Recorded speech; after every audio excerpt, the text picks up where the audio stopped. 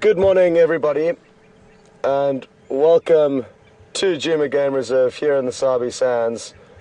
It's an absolutely beautiful morning, and as VM, who's on camera this morning, zooms out from that beautiful sunrise that's taking place, you can also get an idea of the area we're in and the weather that we're experiencing this morning. There's a few clouds out to the east, but nothing too serious, and we look forward to an exciting morning out. Nikki and Alex are in the final control room this morning, and just one vehicle out this morning. So we will be searching around. The plan is to head out to the east along the central road that runs through Djuma and see what we come across along the way. The game drive vehicles that are out so far have got no updates for us, so we don't really have too much to go on, but looking forward to whatever we can find.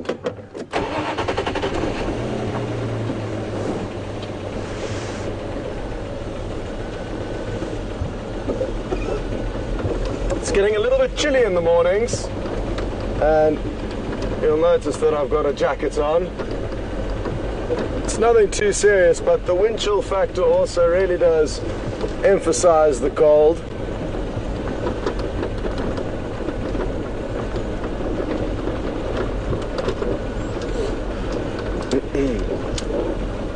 For those of you who are joining for the first time, welcome on board, and it's important for you to know that this is a live interactive safari, so at any moment you can send through questions to myself, and to do that you would hashtag Safari Live on Twitter or send an email through to questions@WildEarthTV, and then Nikki and Alex in the final control room will filter through the questions and try and send through relevant questions when they get a moment to, but they are very busy in there. So apologies if your questions are not answered. Keep trying and they will get through at some stage.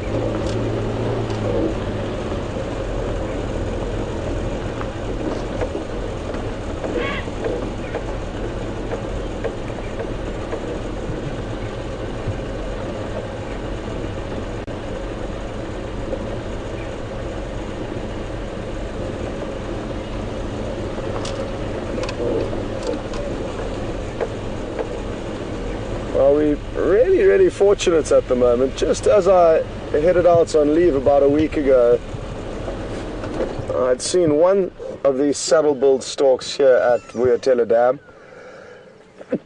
Excuse me. And now it appears that its mate has joined it, so that there's a male and a female here, and they're incredibly pretty birds, as well as exceptionally formidable hunters.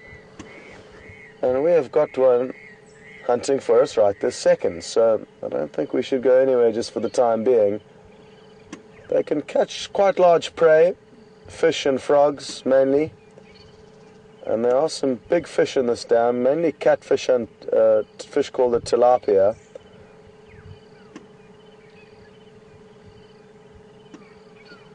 So let's see if this one has any luck. Now I'm fairly certain either Mark or Brent would have mentioned how to differentiate the sexes of these birds over the last week or so. Oh, that was a big fish rise in front of it. Did you see that? Probably too big for it to take, but it's poised and thinking about it. Anyway, as I was saying, there is a way to sex the individuals of these saddle-billed storks. So we'll wait for your answer to come through as to whether this is a male or a female.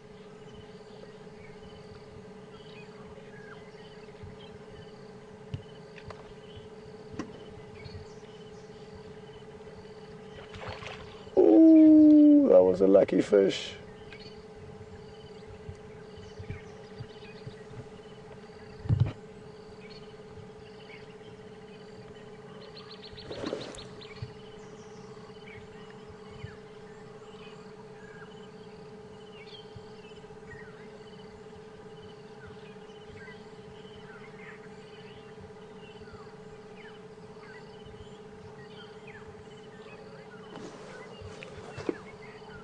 I can hear some alarm calls, but I'm battling to tell what they are.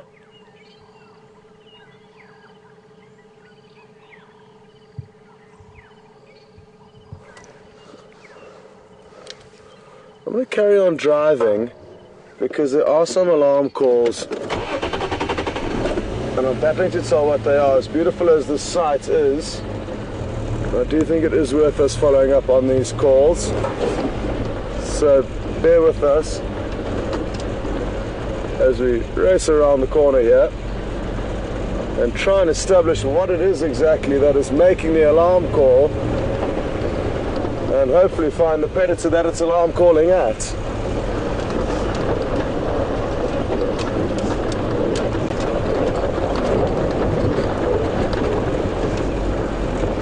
Could of course be a complete false alarm and I may be imagining things. But I'm fairly certain that there's some kind of an animal that's not happy with the predator or the presence of a predator, and it is so often that it is the alarm calls of prey animals that we hear that lead us to the predators.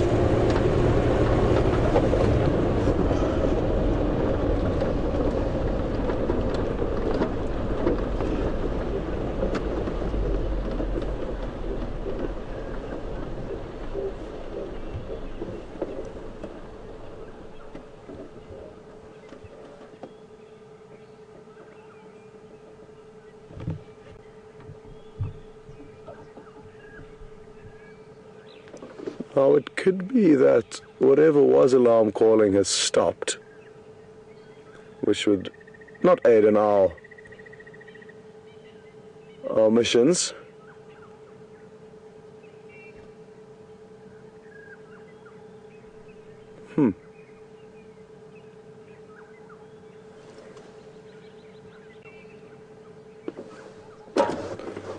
Okay.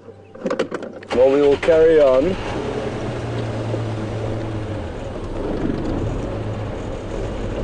I'm just going to check carefully for any tracks on the road here.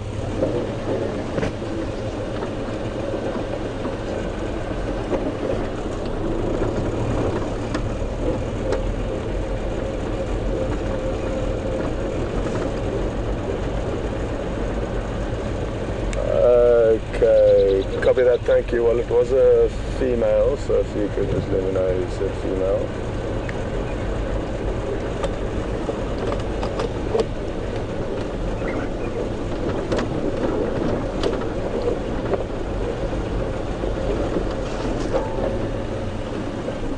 So we've got some answers through regarding the saddle-billed stork, and Nikki said it's a mixture of answers between male and female. But well done to Valerie. You got it right with the female, and I'm sure a few more. The names will come through slowly.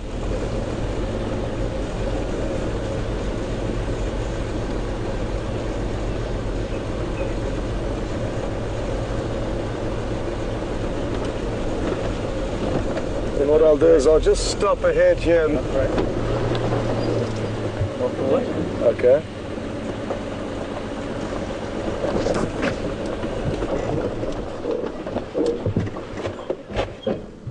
VM's just spotted what looks to be a snake eagle here. Oh! But sadly it took off. So, what I will do though is take this opportunity while we are stopped to show you exactly how you differentiate between the male and the female saddle-billed stork. Okay. So, as VM zooms in here, you will see that the saddle-billed stork is clearly the one in the middle of the page. The other three storks we all will be able to see in this area, but not very commonly. Now, if you zoom in even further, VM, you'll notice that the bottom individual and the top individual have two different colored eyes.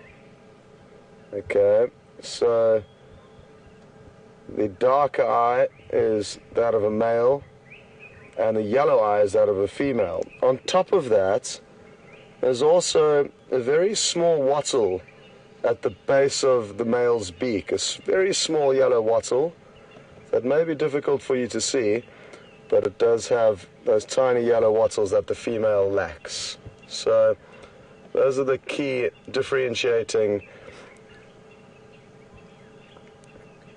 factors that you would look for with the saddle-billed stork. Very, very pretty birds, and very lucky to have two of them who have made their home here at the Djuma waterhole. So well done to whoever got it right.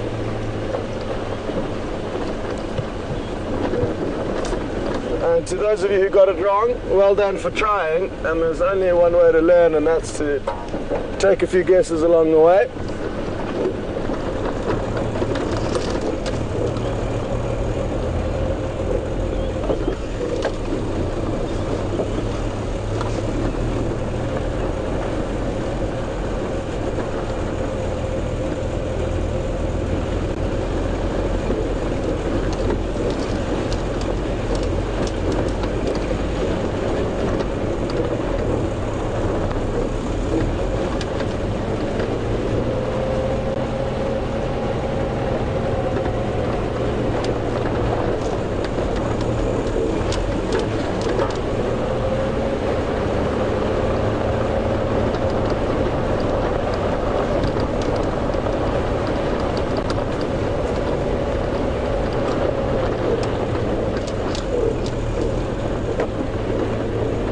I'm wondering if we're not going to possibly bump into Quarantine, who is a young male leopard that we got very lucky and bumped into last night at Buffalo's Hook Dam. He did kind of head back in a general direction of this area that we are in, but he was quite a way off from here and may have had luck hunting and caught something along the way.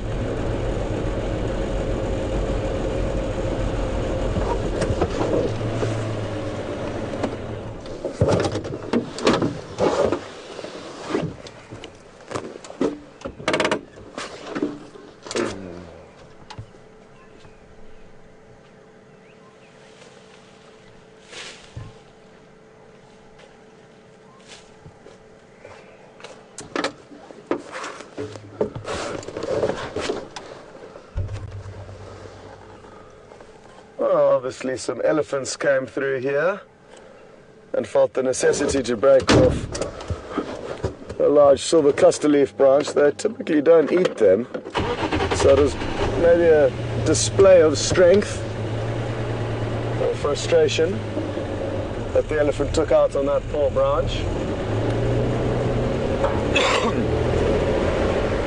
But it is a necessary destruction that these elephants do cause, even if they're not necessarily eating plants.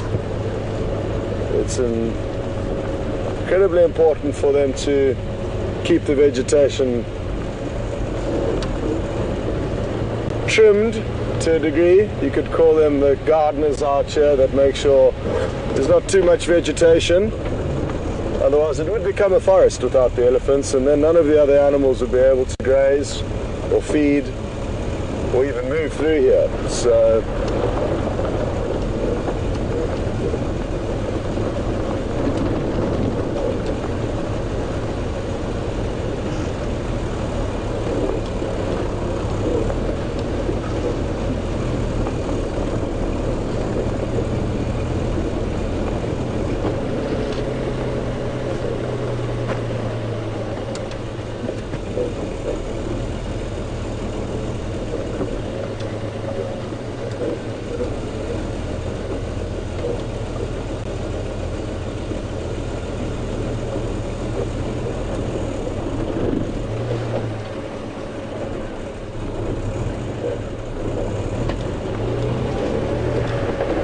at any of the road junctions, I like to try and slow down, especially in the mornings, and check for tracks. The reason being is that at any junction an animal may have come off another road that you haven't been driving on and joined a current road that you are on. It basically just increases your chances of finding any tracks, and which may lead you to some of the animals that are harder to find.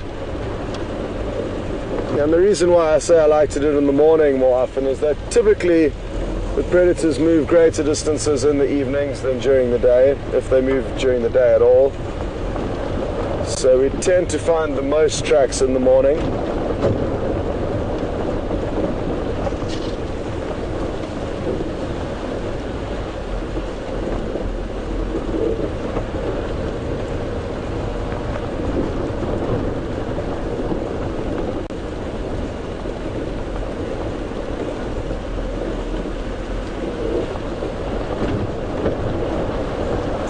wind. Oh,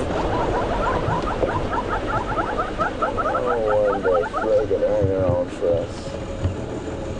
Just going to try and reverse and get to these back ones. We might get a gap on them.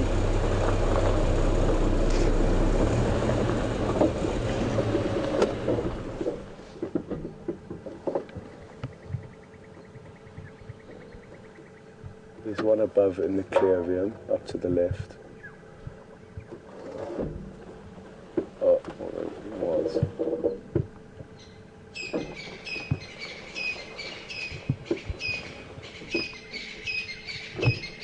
Still there. Still there, yeah.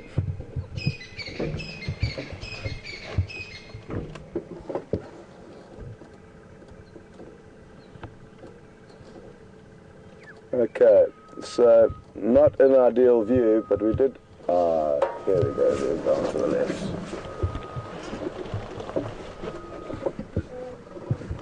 Taking VM on a wild hornbill hunt this morning, but it appears to have paid off now. And we've got what looks to be one of the offspring of the initial two we were trying to get a shot of. Oh, well, it just wasn't meant to be. They were calling the two adults as we drove past, and some of you may have been lucky enough to see them calling over the last few months. I've maybe shown it 2 or 3 times. It's a really comical display where they hold their wings up above their heads as they call.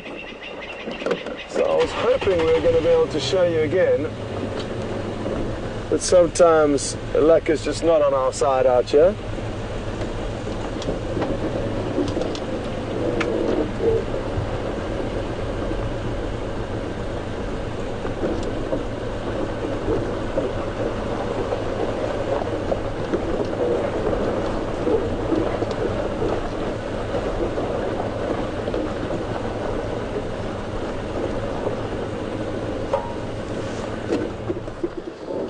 I don't know why, but I've got a feeling Quarantine walked down this road from our left and crossed over down to our right. But it's a massive guess with nothing to substantiate it. But I'm going to check for any tracks.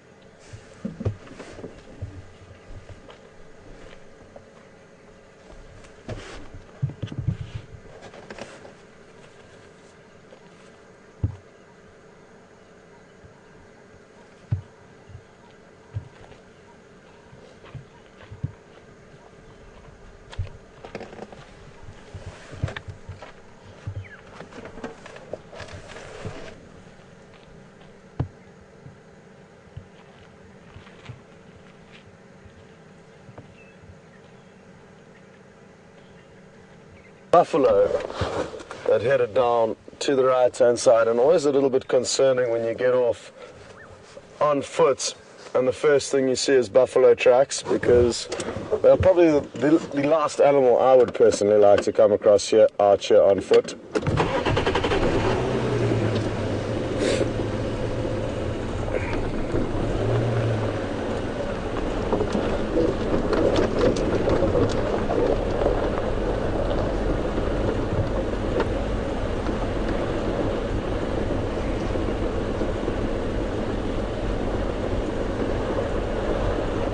Very strong and quick animals, buffaloes, and they know that, and they back themselves and realize that we are no competition to them.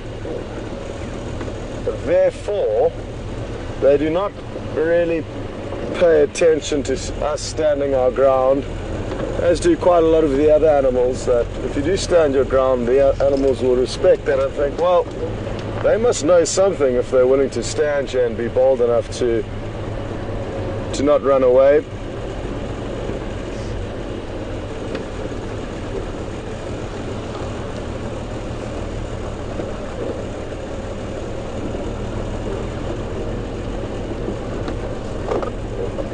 Sorry, could you just go again with that message?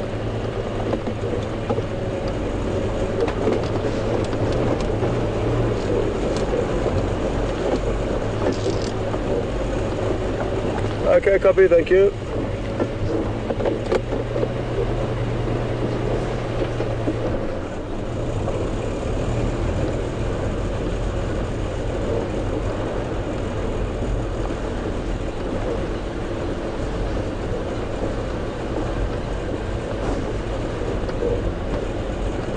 One of the game viewers found some leopard tracks that were heading east along our southern boundary, but now have crossed over our eastern boundary.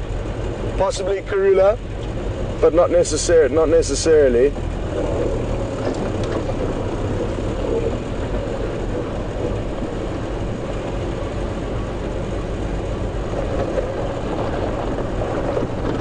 Very few females that we've actually seen since we've been broadcasting here, and that's for a number of reasons. We do have a small area that we can traverse, which obviously would help. If it was bigger, we would be able to see more territories and other animals. But having said that, still I am surprised that we haven't seen more females, because Karula has moved over such large distances in the last few months that we would expect there'd be shifting or pressure from other females for her to have done these quite large moves or expansions of her territory. Yet we don't seem to be seeing any other leopards, any other females.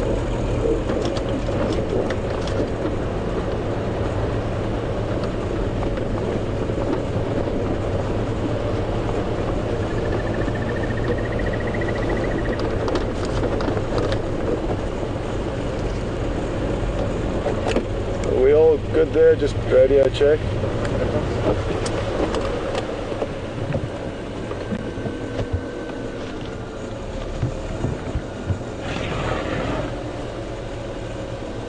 Now, I'm just going to back up a little bit. It's not going to help with the view.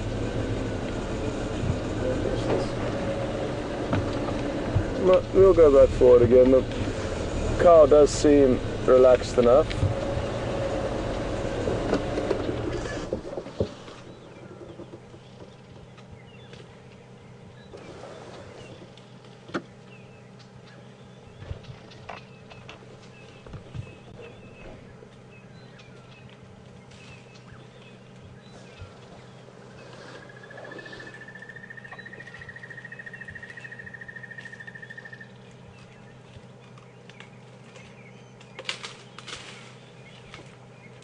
She's got very interesting tusk formation.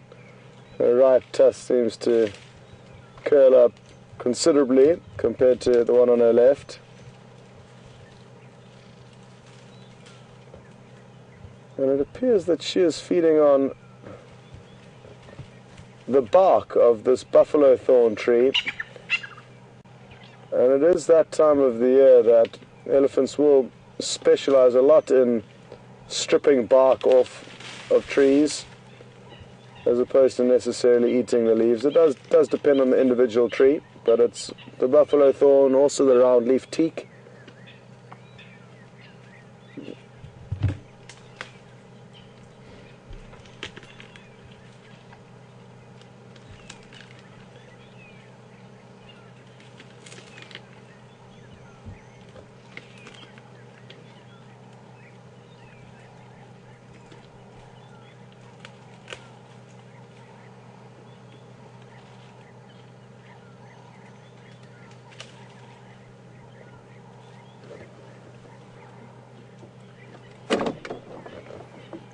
Well, that's very interesting. Thank you, Brent.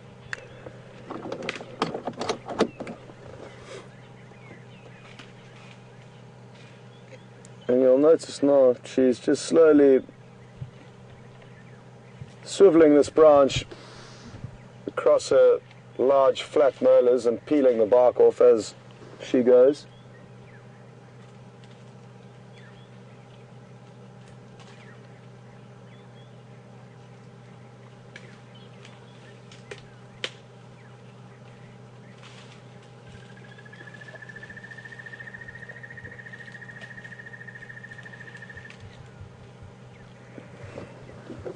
VM, I think I'm just going to try and creep forward a bit. So I wonder where the rest of the herd is. It's just a... Oh no, here she comes. It's just a cow and a calf that we've seen up till this point. There could be others further back. There's the calf that VM's zooming into now.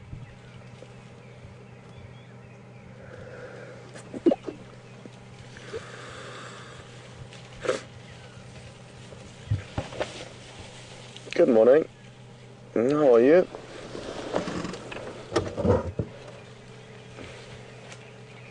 It really is interesting, the behavior of these animals. It's only when she came closer that she gave us a little head shake, just to kind of let us know that everything's okay, but at the same time we need to give her space.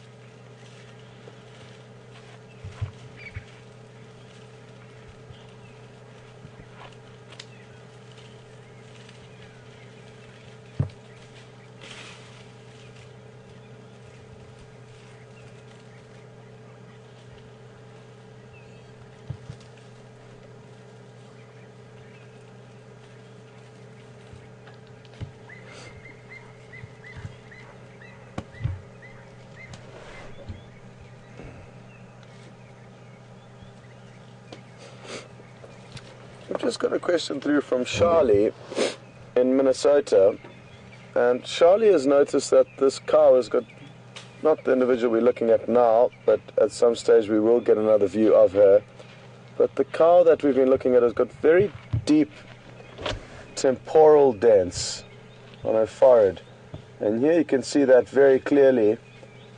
Now, this is typical of the older animals, especially the older elephants.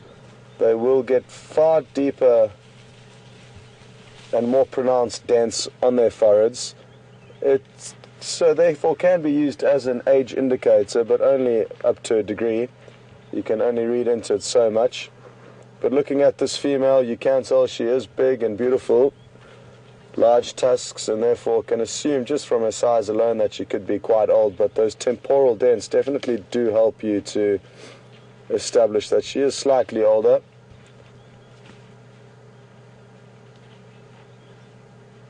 And could almost be related to a very old human who can often take on similar traits. So good question, Charlie in Minnesota. And it's because she's an old lady, this one.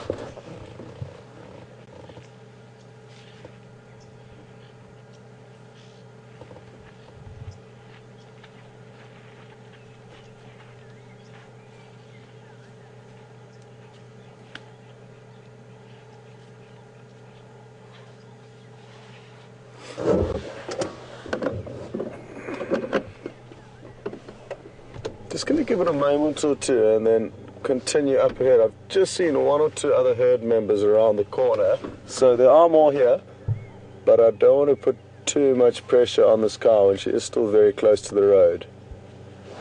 So I'll just give it a moment or two.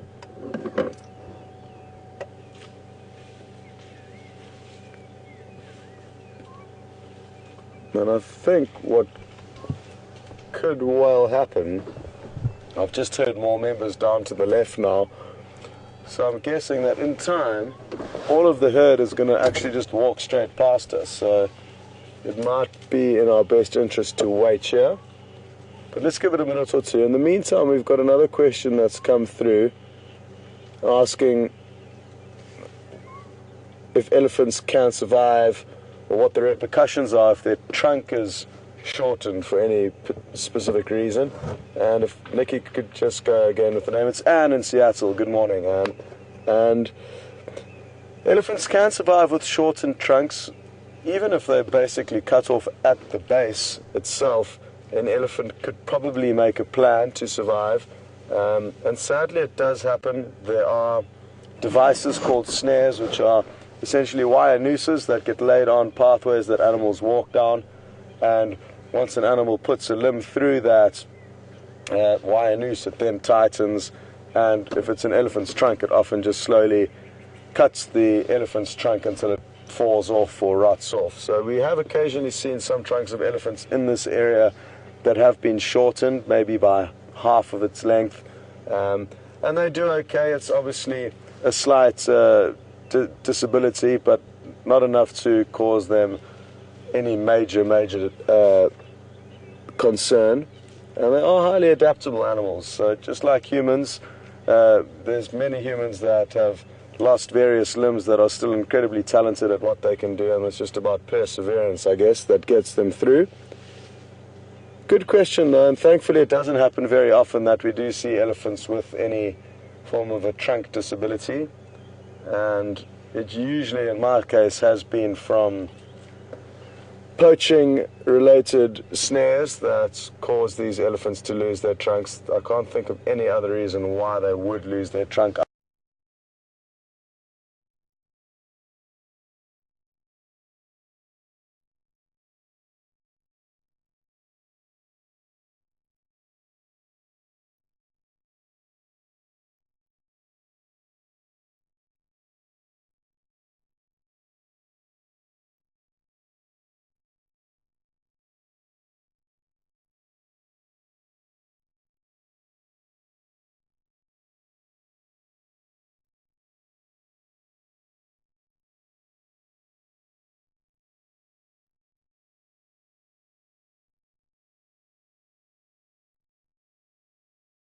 To face with life. So we just got a message from Candace, who's the camp manager of the lodges here at Djuma, and she said she could hear a leopard calling while she was lying in bed this morning, well, a few minutes ago. So a very useful update from Candace. And Brent is up and about, and he's going to go and get in the other vehicle and have a snoop about and see if he gets lucky, and then he'll let us know and we can always return back there. So just to remind everyone, it is only one vehicle out this morning. Now, okay, so they are quite split up, this herd.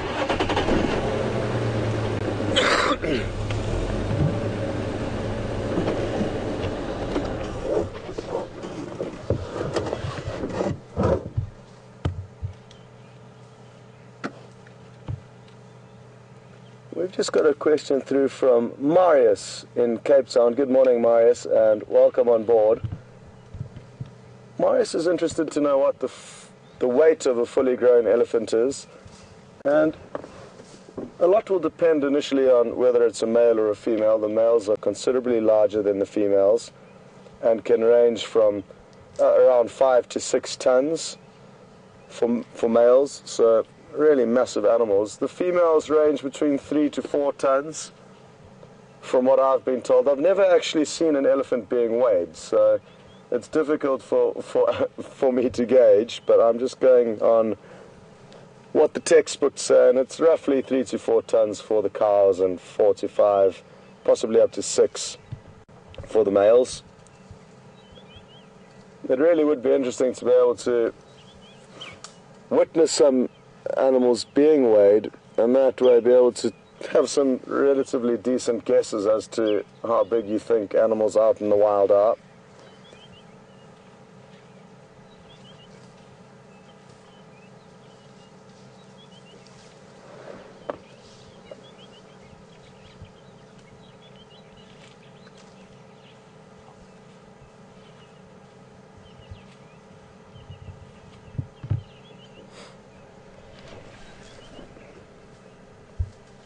We also had a question through from, I think it was George, and George is interested to know how long do elephants spend in any given area before they move off. Now, that's a great question and a difficult one to answer, because a lot will depend on the area that they're in and how much food and vegetation is around for them. So what's important to mention from the beginning is that they are not territorial animals, so they are not bound by a territory, and they will wander from here hundreds of miles up into the northern Kruger in search of food. So they're not interested in territories, and therefore will follow food, and if there is food in any one area, they will stay there. Sorry, it was not George, it was Jeffrey in Texas. And morning, Jeffrey. So they typically do move large distances, and because they require such large amounts of food every day, up to kind of 150 kilograms, which is about 300 pounds and greater a day, they need to move large distances in order to acquire all of that food, and they are quite fussy and will target specific plants at specific times of the year. So in my history, you typically find elephants moving almost constantly throughout the day, and you won't find them in any given area for a prolonged period of time, usually, unless there's an abundance of food there. In this area, they tend to be on the move almost permanently.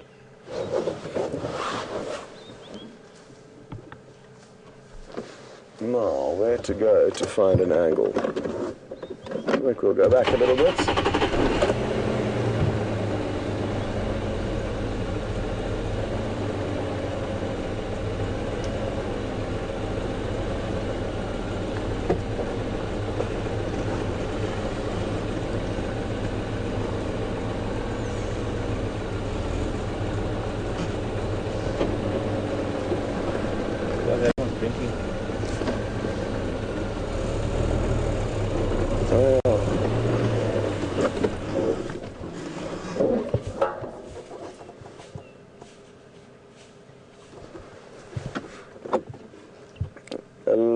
Morning, stations. It's Scott from Wild Earth is mobile this morning.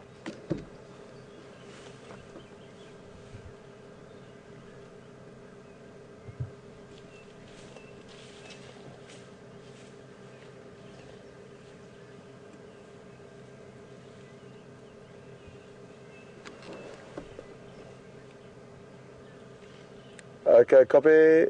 Good luck, Ephraim. Call me when you find it.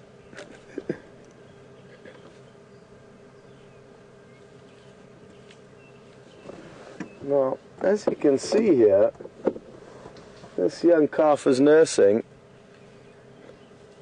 and they will nurse up to 4 to 5 years of age, sometimes even older if the adults allow it, which is really interesting. It's a very prolonged period of nursing.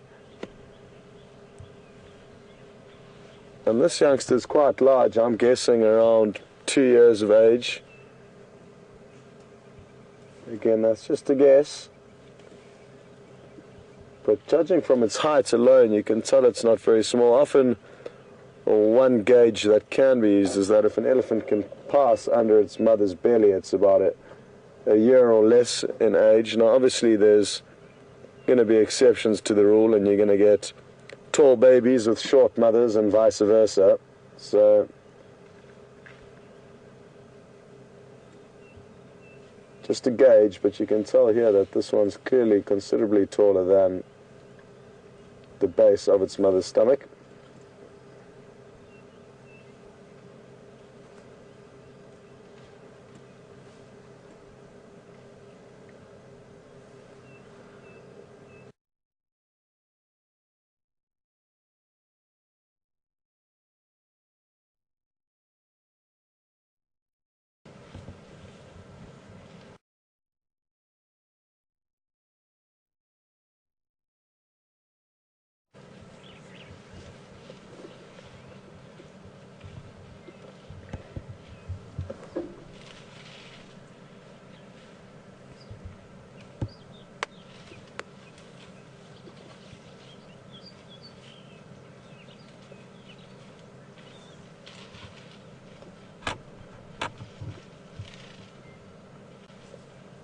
Sun's just poked out above the clouds, as you probably have all noticed. There's therefore required excuse me, VM to change some settings.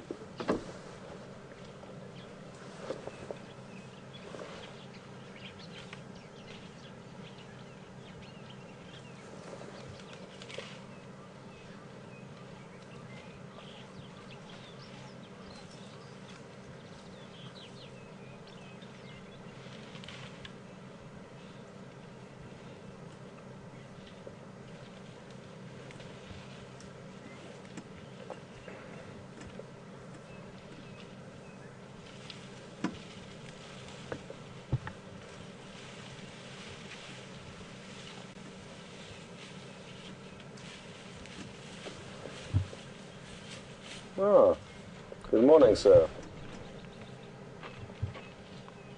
A young male. They tend to sometimes be a little bit playful.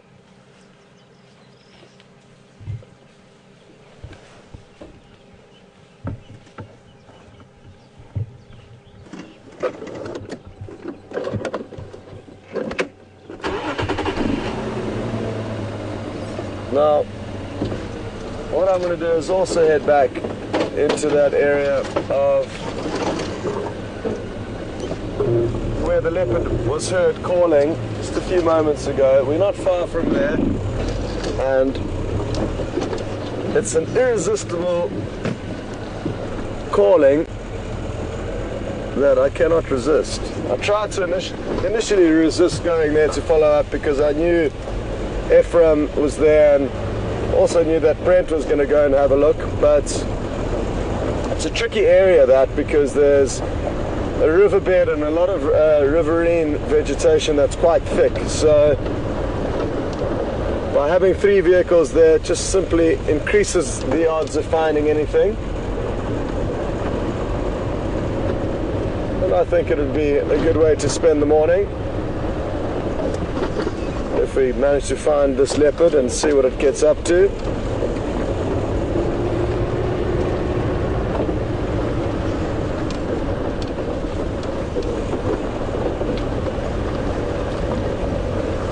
Ephraim, I'm going to come and join you in that area on Central Nyala Road.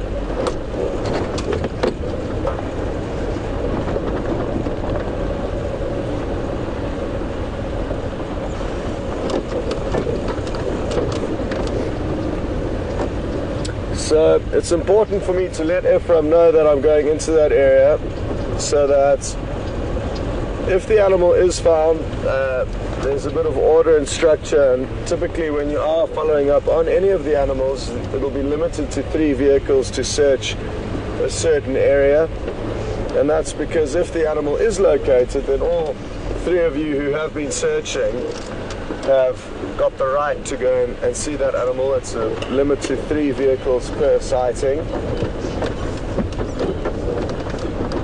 And that also allows him to plan the way he checks. Now he knows which direction I'm coming from, so he will naturally assume that I'll be able to check the eastern half of the area that we've been suggested to look, and he can maybe go further to the west, which is exactly what he's doing. There are many different roads and pathways in and around the lodge, so it will be useful to keep in comms with him as we go.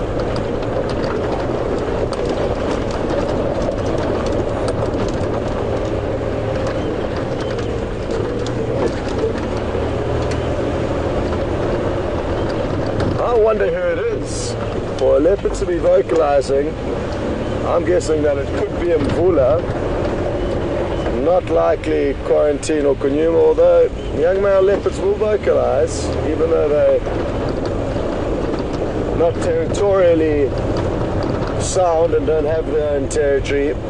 They will vocalize from time to time.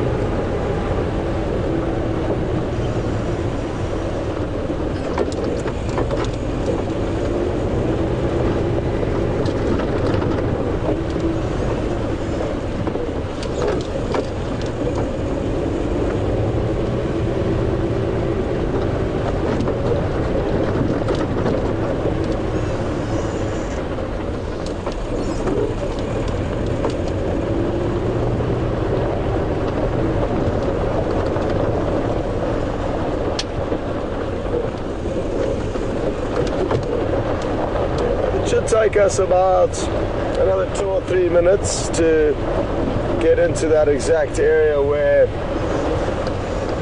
the leopard was heard. It's a very difficult thing to pinpoint, that of an animal calling, especially if it's in thick areas or undulating areas. A lot will depend on simply the direction that the animal's facing when it calls.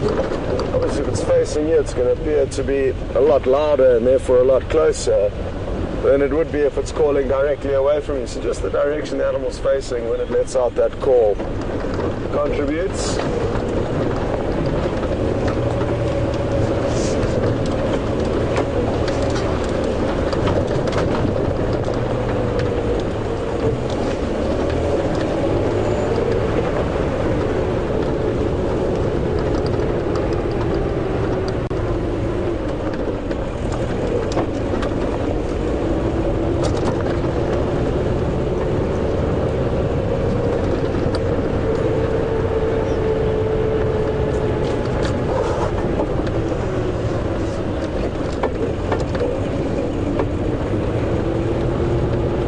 Questions just come through from Deanna asking whether any of the predators can get into the safe grounds of the camp or the camp environment, and technically they can't. There is an electric fence around the perimeter of the camp, but there are various ways that it would be able to, i.e. if a gate is left open, would be a chance that it can get out, but we haven't had any trouble so far.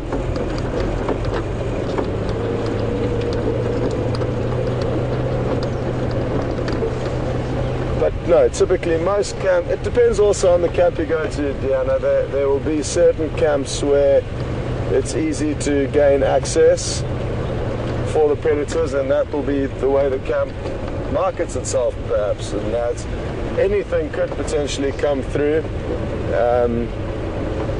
But here at Djuma, there's a more of a child-friendly approach, I guess, in that the electric fencing around the camp is quite prominent, not very high, but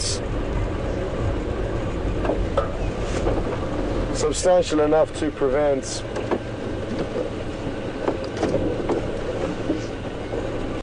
any predators getting in, whereas other camps where I've worked in the past will only have an elephant fence at 2 strands very high up that allow all the other animals to pass underneath.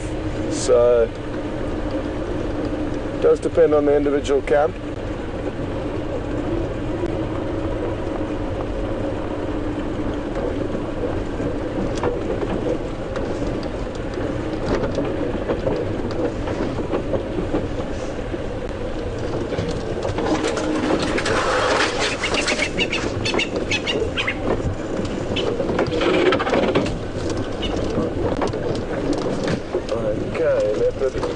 Come up wherever you are.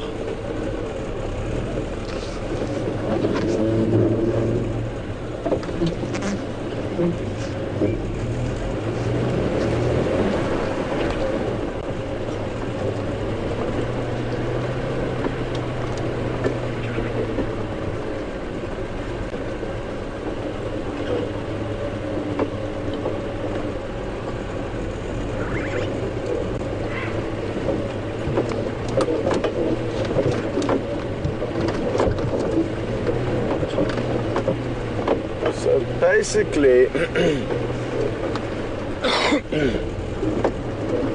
house where Candace lives is just up ahead of us, up to our left, to the left of this riverbed, and she seemed to think it was down in this riverbed below her house. So this is the kind of area where any moment the leopard could poke its head out.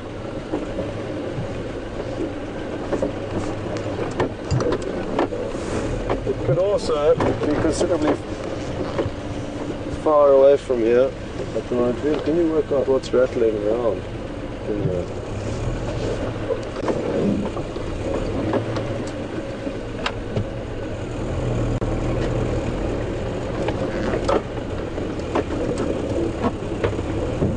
Okay.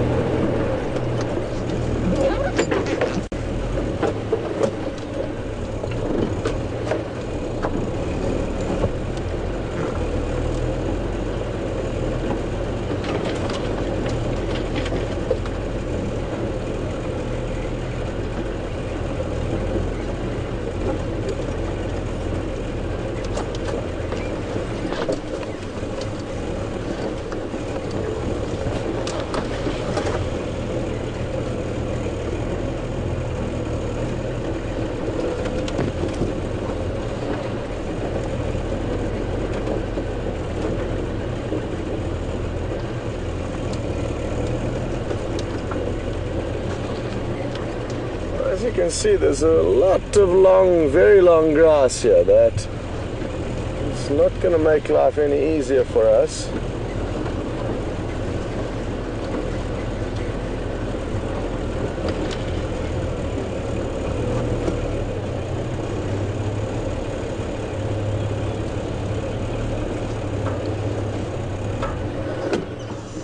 Just going to get out for a short walk here.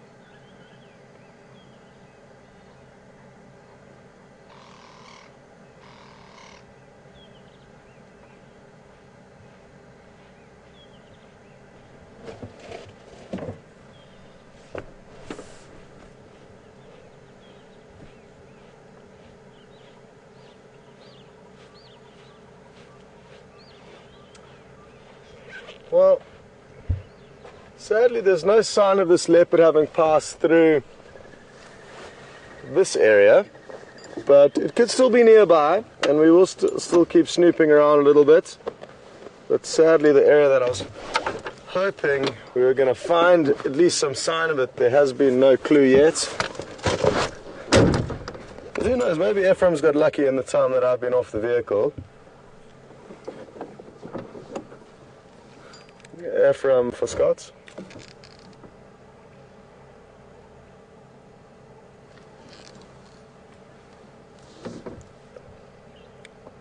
Brent or Ephraim.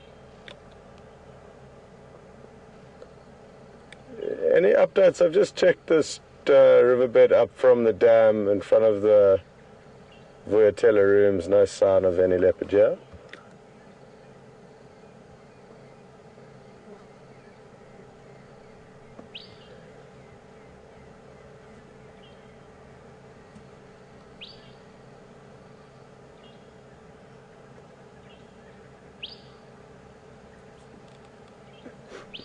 Negative, I just came straight down into the main drainage that feeds into the dam.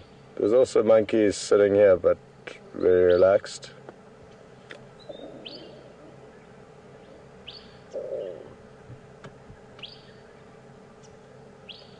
Come here.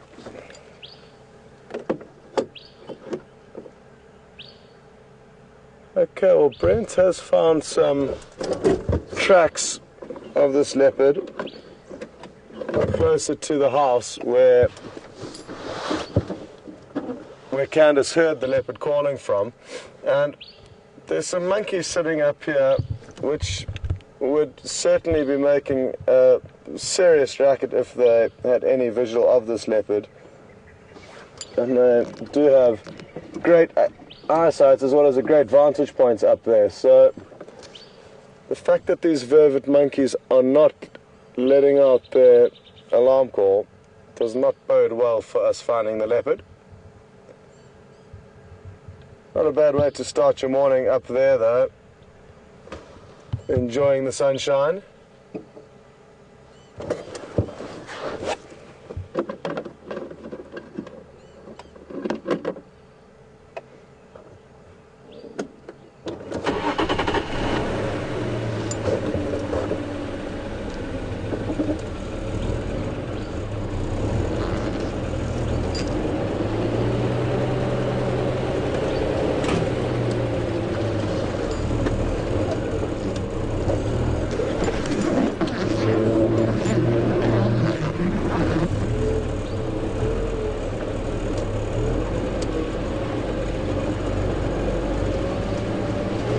Question through from Angie in Ohio. Morning, Angie, and welcome on board. Angie is asking whether I think Karula is spending more time away from Djuma because she lost her cub here, and the answer to that is absolutely not. So I think it would be highly unlikely that she would move away from here. There's no more danger here than anywhere else. There's hyena that traverse the whole of the Sabi Sands in relatively equal numbers. So the fact that she lost her cub here on Djuma will have absolutely no impact, I don't think, on her movements. More realistic factors would be other pressure from females, or the fact that she's wanting to try and get away from her two sons who will be begging and stealing a lot of her kills.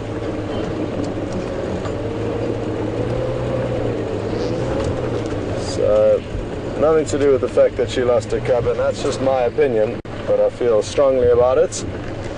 And who knows where she did lose her other cub, but she was spending a lot more time to the east, and she in all likelihood would have had more than just one cub in that litter, could therefore well have lost that cub to the east where she was spending more time.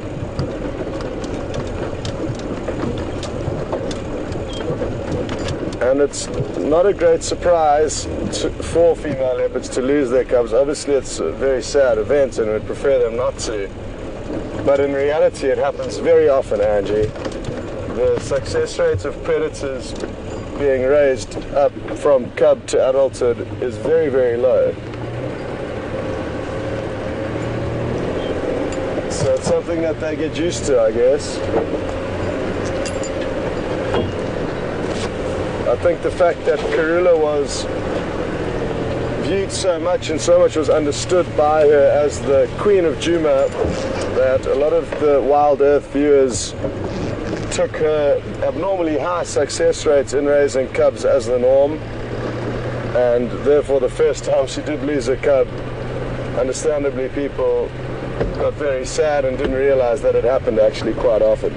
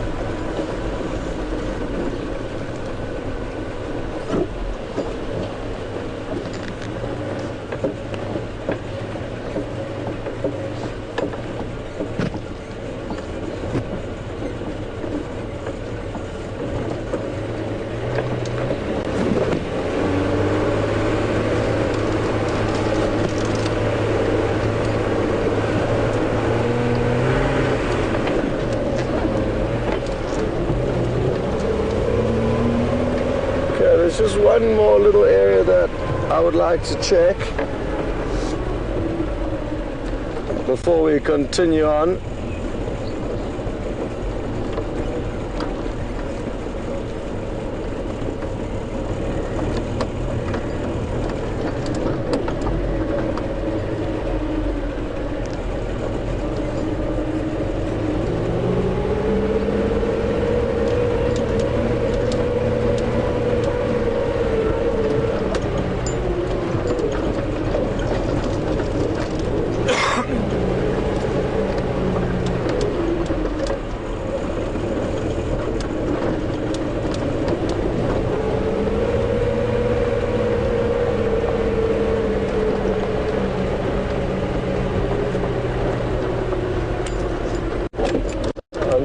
Turn down to the track and then behind Gallagher.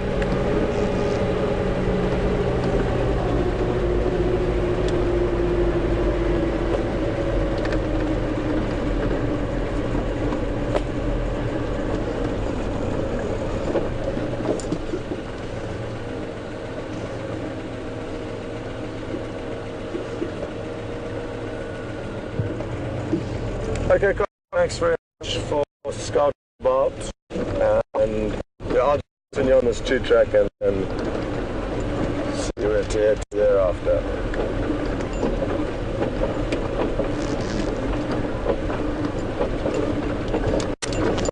Sorry, go again?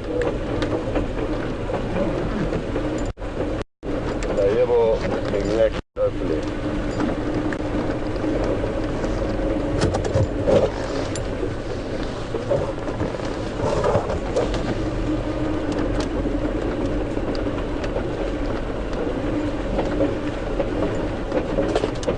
As you can see around us, lots of hiding places, long grass, thick vegetation,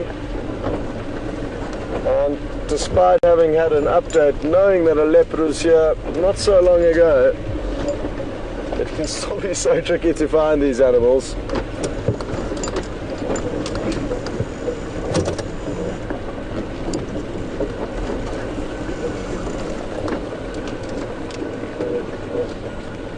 It's also important to remember that it's not just us that's looking. Brent's also come down to lend us a hand.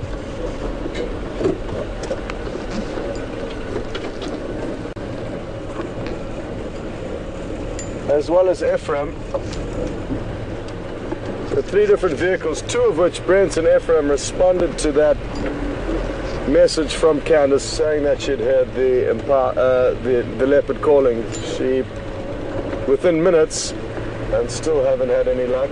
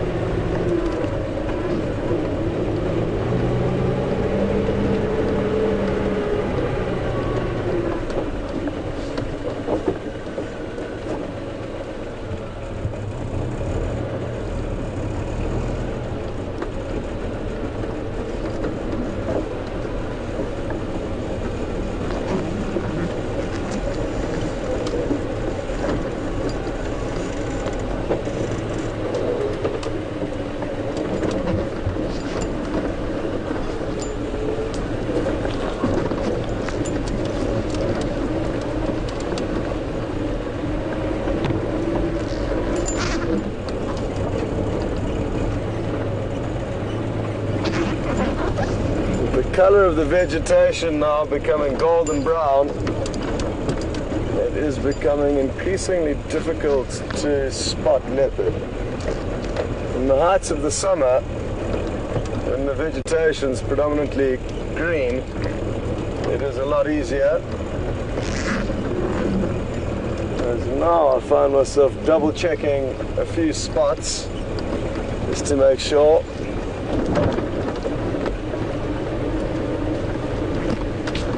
So, despite not having had any luck yet, we could still come round any of the next corners and bump into the same leopard or a different one.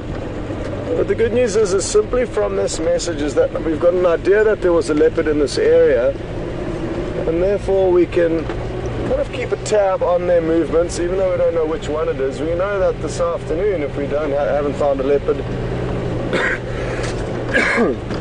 excuse me, there is a chance that there will be one nearby to this camp, and therefore can invest some time in searching around here.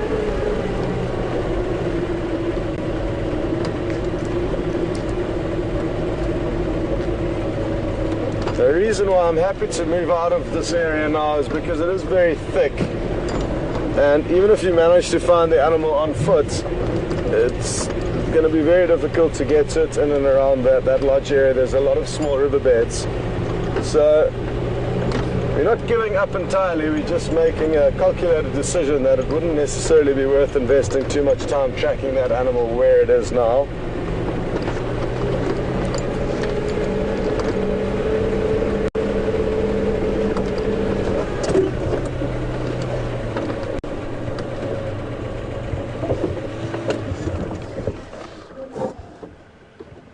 Well done, VM. That's a duiker hiding behind the log there, and they often don't spend much time hanging around.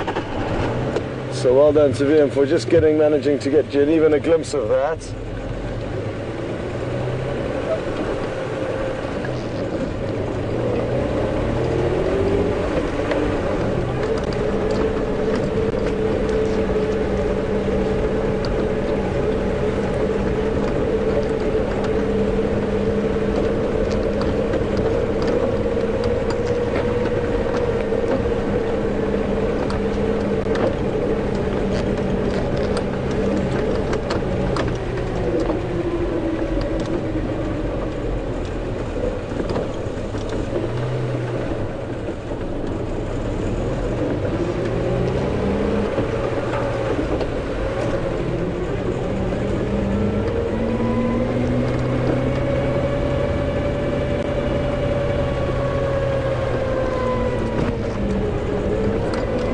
So, I'm thinking that it might be worth us heading to the hyena den sites, because it'll be great to see how things are progressing there, and also to see whether it's active at the moment. I know it has been active over the last week since I've been gone, but I'm talking more specifically about this time of the day.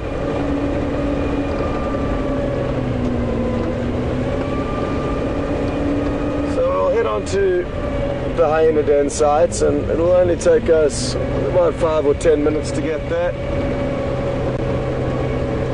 With a bit of luck, they'll be out and about playing around.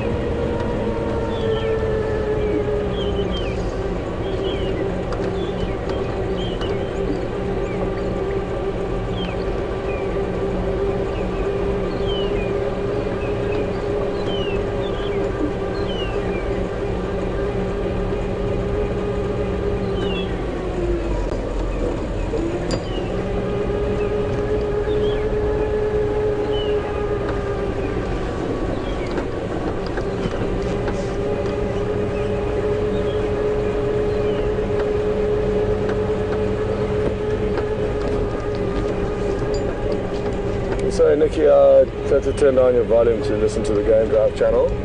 Could you go again, please?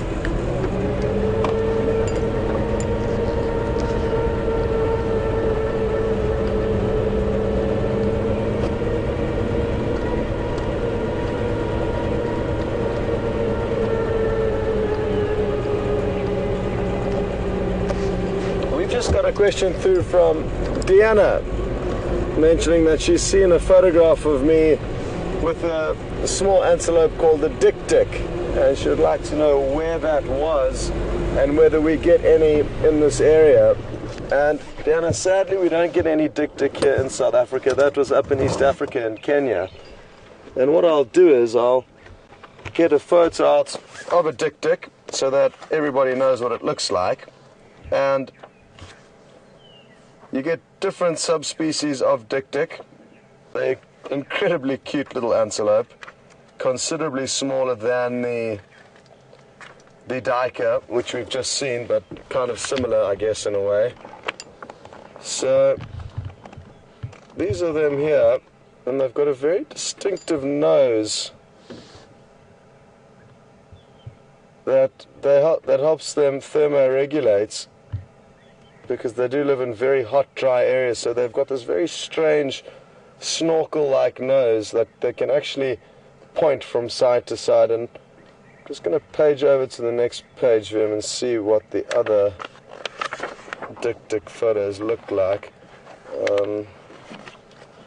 So yeah, a similar antelope to the duiker, but about half the size to the common duiker or grey duiker that we get out here. You do get some very small duiker, even smaller than dik-dik, so it is dependent on the specific duiker. And the specific dik-dik that I was seeing within East Africa was sadly about to become somebody's meal. They had found it, it was a newborn, and with duiker and a lot of the antelope, they will leave their young hidden and go out and feed.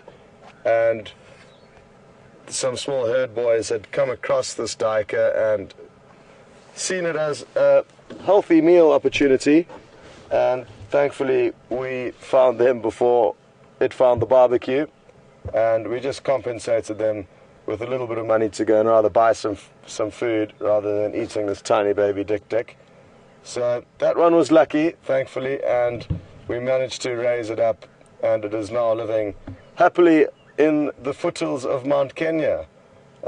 Thankfully, one of the people I was working with there in Kenya lived in an area where dik-dik occurred naturally in his garden, and that is the beauty of some African countries. You get a lot of game living freely in kind of urban areas in certain African countries, and Kenya is one of those countries. So it got relocated from the northern boundary of Kenya, where I was working up near Sudan, down to the more central parts of Kenya.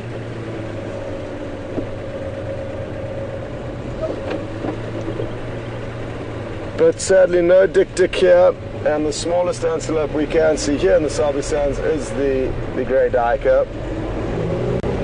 In the coastal areas of South Africa you get blue duiker, which are considerably smaller, as well as red duiker.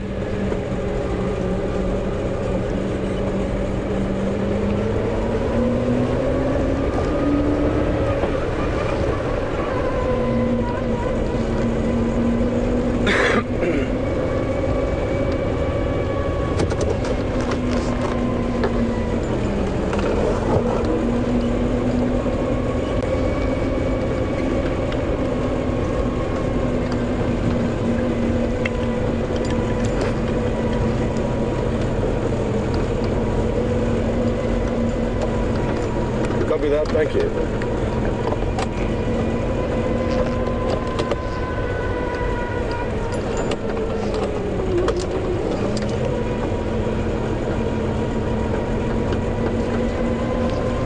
I can't stress to you how much I'm enjoying the weather and the scenery at this time of the year. There are certainly pros and cons to the different seasons, but I'm definitely a fan of the cooler weather and also the drier vegetation. And It really is great to have been here in the summer. And look, we had a great time and appreciated some incredible game viewing through the summer, but also to be here from the summer going into the autumn and now the winter. It really does help you to appreciate the changes and contrasts in life out here as it progresses over the weeks and months.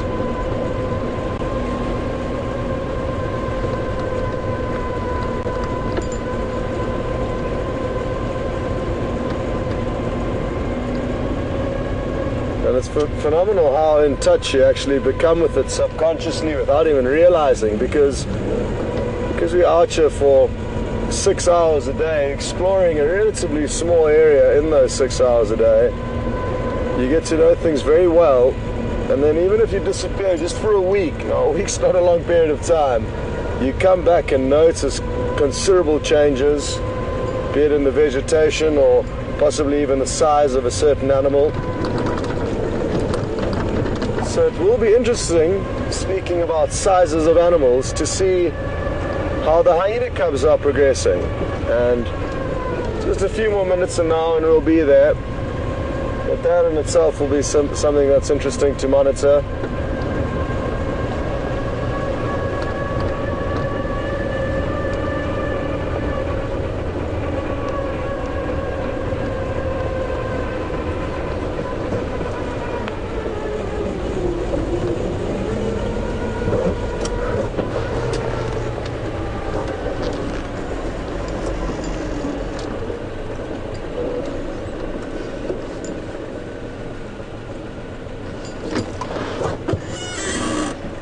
Anything here, Vim? Just hyena, it looks like, eh? Like a civet or something. Okay, and this, yeah. Cool. So again, it's just important to stop at major road junctions, and this is a four-way, so animals could have come from any direction.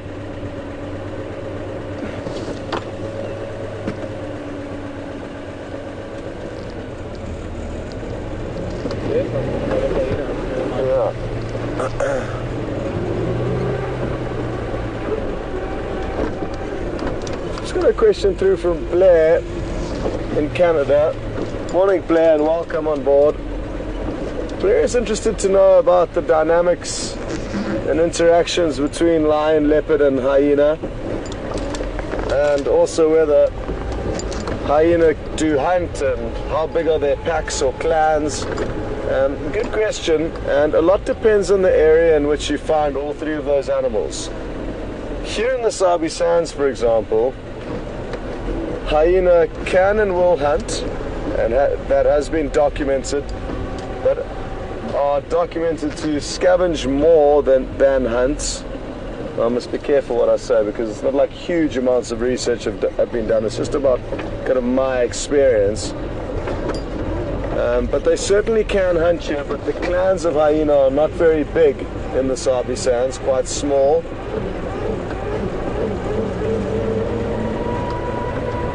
And in terms of scavenging, they'll typically scavenge from leopard, not from lion. And that's, I think, because there's a very high density of leopard here. And it's safer for a hyena to take on a leopard than it is for a hyena to take on lion or a pride of lion.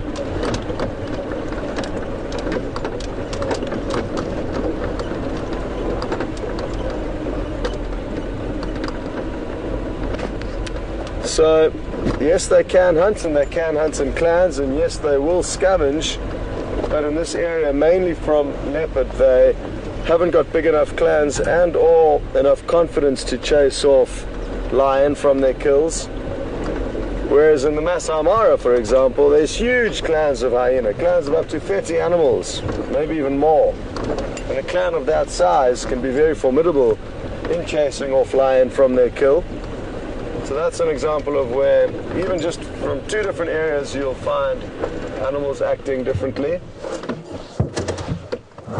Then they've done studies in the Ngorongoro crater where the lion actually stole from the leopard, from the hyena more than the hyena from the lion. So it was a complete roles reversed.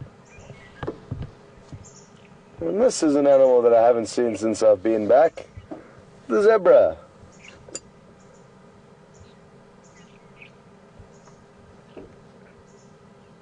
They're quite a way off, sadly.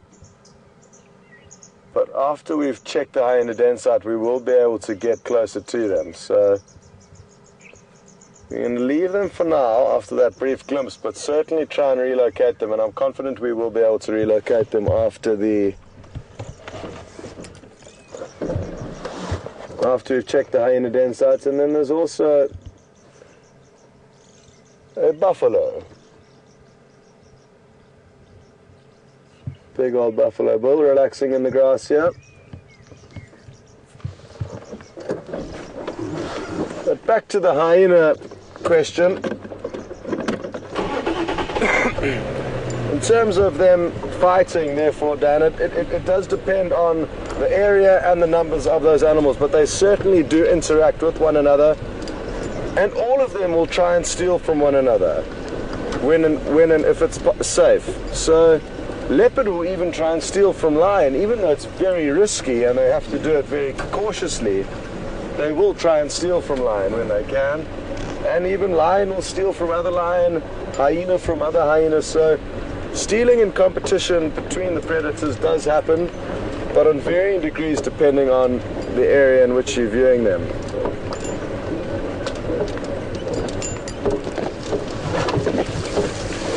To put things in perspective of how the hyena really don't give the lion a hard time here, I saw two young lions. They were probably a year and a half old, 2 years old, and they'd been separated from their pride for weeks. And they'd become really thin and weak, and came across an old giraffe that had died, that had already been fed on by a pride of lions. Those lions had left, and it was just the hyena that were left to try and finish off this carcass. And these two young lions that were small and literally skin and bones managed to keep away 15 hyena, and it would have just taken one little bite from those hyena to dispatch a young lion, but they didn't do it for some reason. So it is really interesting. And what's also interesting is that we've got some visitors today. Well, they've got some visitors rather, but thankfully it's active.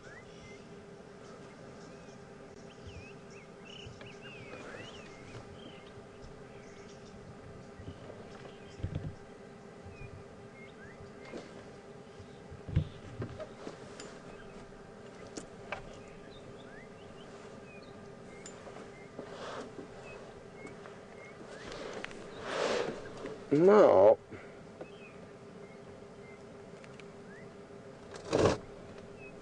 are there two cubs nursing at the same time? It looks like they potentially are. It really is interesting, more than anything else. We've been trying to establish what's going on with this clan of hyena and how they're raising these cubs. And I'm not sure exactly what's gone on in the week that I've been gone. But Brent did say that he saw the two smaller cubs being nursed by a different female. This female in shots is very distinctive, and she's got a notch out of her right ear. And she's tended to be looking after only the larger of the three cubs that we've been seeing at this den site, predominantly. But now it looks like two of them are happily nursing away.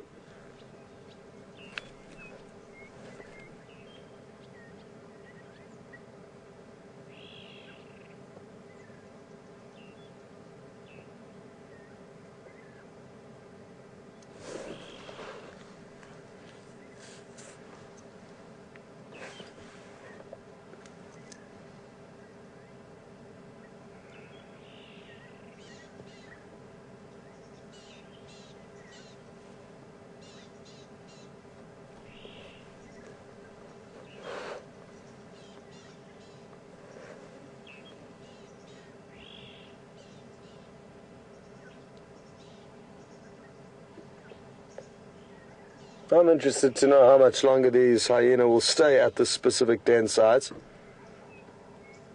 It was active, not with these young cubs that we can see, but it was being utilized in early December. But then come mid-December, or towards the latter parts of December last year, they moved off and it became inactive, and it's fairly common for hyena to move their den sites, but there's no set hard and fast rule as to when and why they will. Oh, good morning. They are just too cute, these little hyena cubs. I'm very happy to see them again.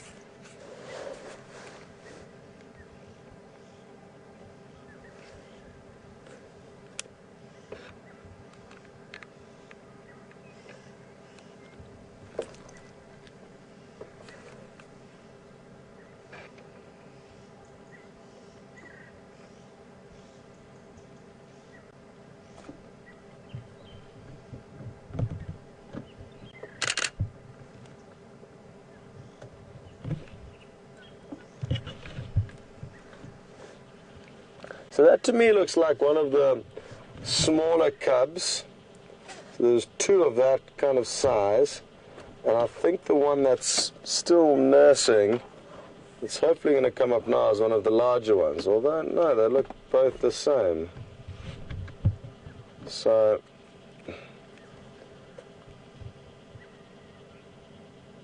I'm not too sure. Anyway, we'll give it a bit more time and potentially the other cub will pop out and therefore be able to provide us with... Oh, and here's another adult that's coming to the scene. Another two adults. That one was directly behind a bush that I hadn't seen since we arrived initially.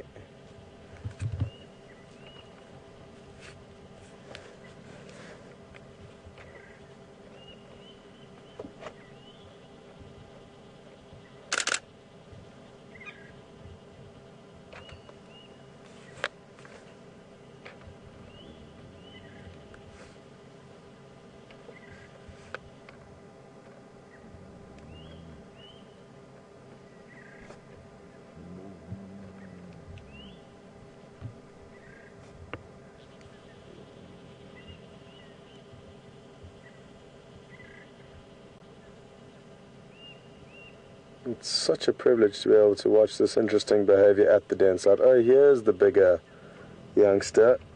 That's the bigger one. So now that bigger youngster is the one that this mother predominantly was focusing on raising, and it's almost certainly from a different litter. I mean, it's considerably larger than these other two which are coming down now. Yet she is raising both of them, and you wonder where this big one was now, whether it was nursing another female. Oh, I thought the youngster was going to come and say hello to us, which they might at some stage. They are very inquisitive, these little youngsters.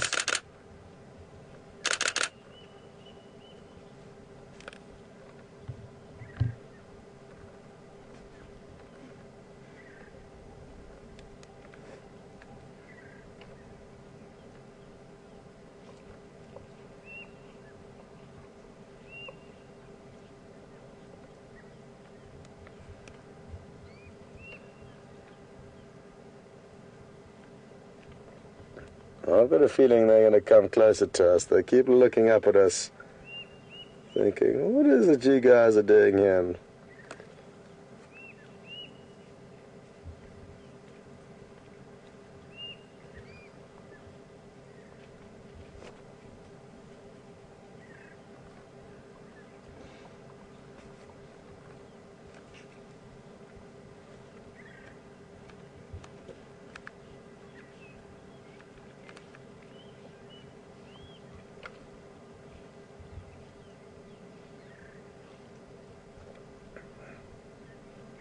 Brenda from Virginia is asking a question relating to how the adult hyena would move her cubs to another den site. Would she carry them in her mouth, or would they be walking? And I've never seen hyena moving den sites, so I can't be entirely certain, but possibly a combination of the two. She may carry them for parts of the journey and then allow them to also walk. They are of a decent size, these youngsters, so it is possible that they could walk. And I guess it also depends on how far the den site is that they are moving to, so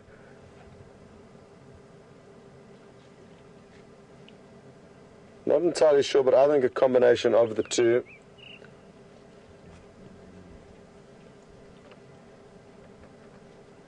But if there was any necessity to move the cubs from a smaller age, I think that she would naturally carry them in her mouth.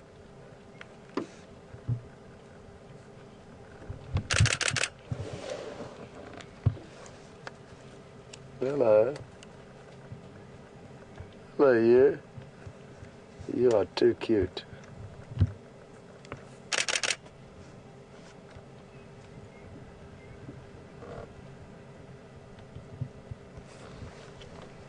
It's so important for the habituation of these animals, and this is all part of that experience.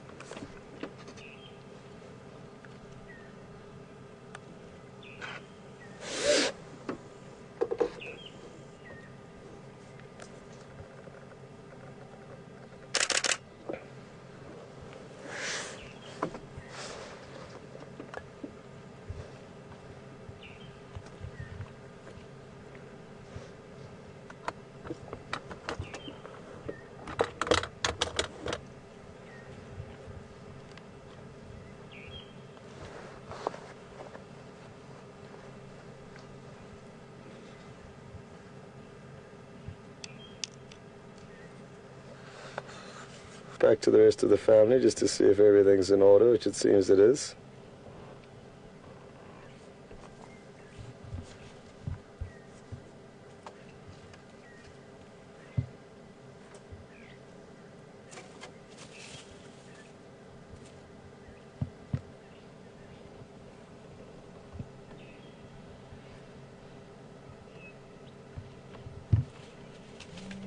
Oh. Well, just like most youngsters that get a bit ahead of themselves, it all of a sudden realized that it wasn't as comfortable as it thought it was.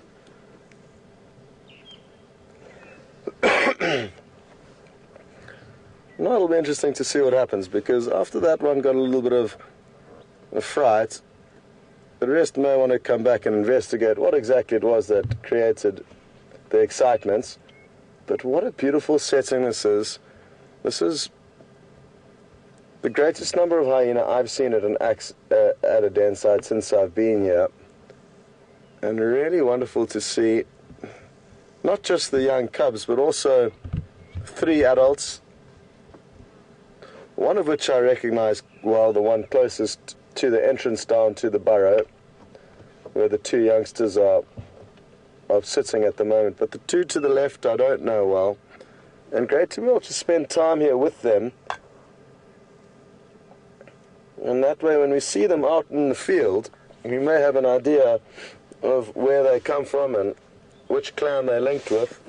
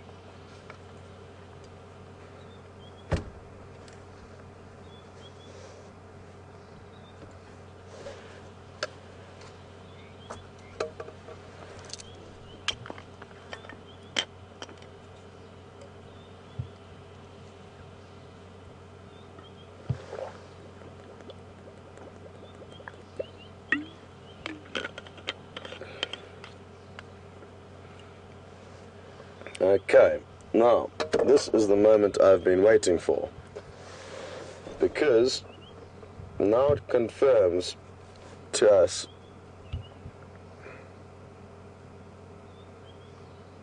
well, maybe I'm wrong. Hold on a second.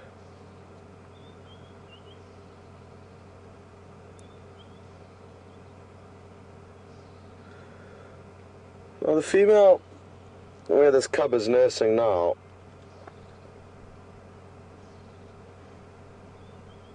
may just look very similar to the female that the other cubs were nursing from a little bit earlier. So I'm going to need to see it lift up its head in order to be certain. But it appears that they could be possibly sharing the roles of raising these cubs. Oh no, there's the scar on her leg there. There's a little scar on her leg, and she does have a larger scar, the female that has been feeding the larger of the two cubs. And that's the one we've typically been seeing, and she also does have quite torn up ears, so I think that's why I got confused with the initial female at the base of the hole where the two other smaller ones were nursing earlier. They've both got fairly scraggly ears, but interesting to see now the two different mothers together, and it's a first for me.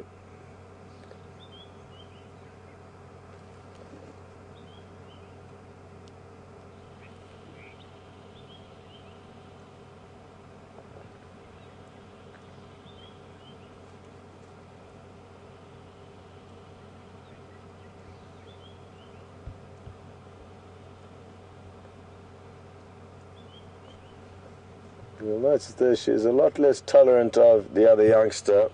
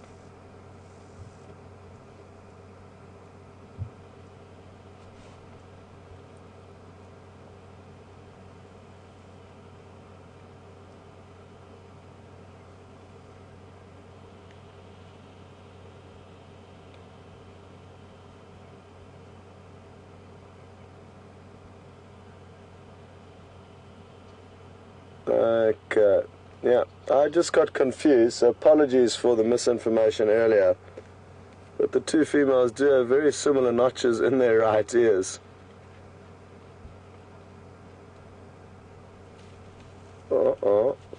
You see that behavior there? It's very, very interesting.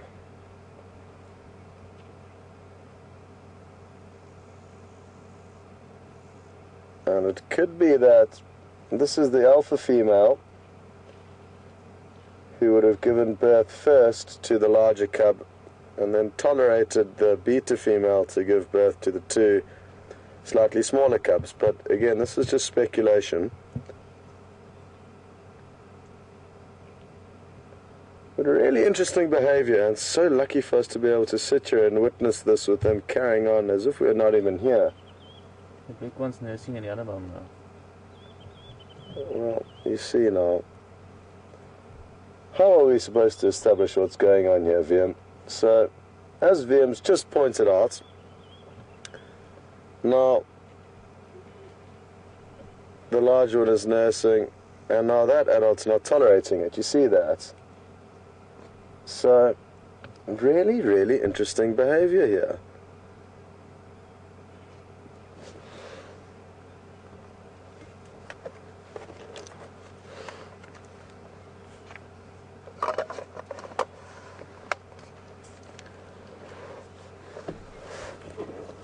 And that's, I guess, all we can leave to it. Just point out the interesting facts that that larger one was trying to nurse from the other female, but got disallowed, and the other female did also chase off the youngsters, the smaller cubs.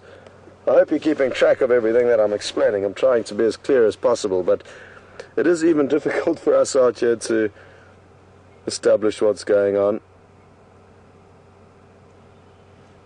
But at the end of the day, it's not necessarily important for us to know every finer detail of what's going on, but rather enjoy and simply just try and understand what's going on, but not know why or what the reasons are, but just to keep track of this interesting behavior that we're seeing.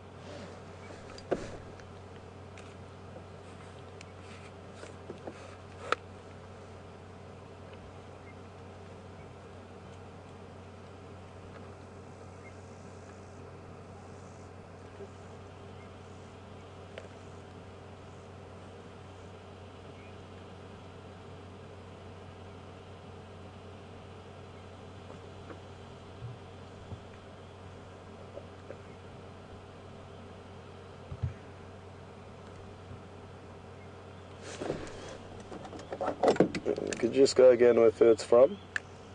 It was furthest away from the den. He did appear quite thin, and I also did notice that her hips seemed to be protruding a little bit. And yes, Lois, she did look hungry to me, and possibly it's just been a rough patch of either hunting or scavenging for this clan, or specifically her, which isn't uncommon for predators. They do have some days where they're extremely hungry and others when they're extremely full-bellied.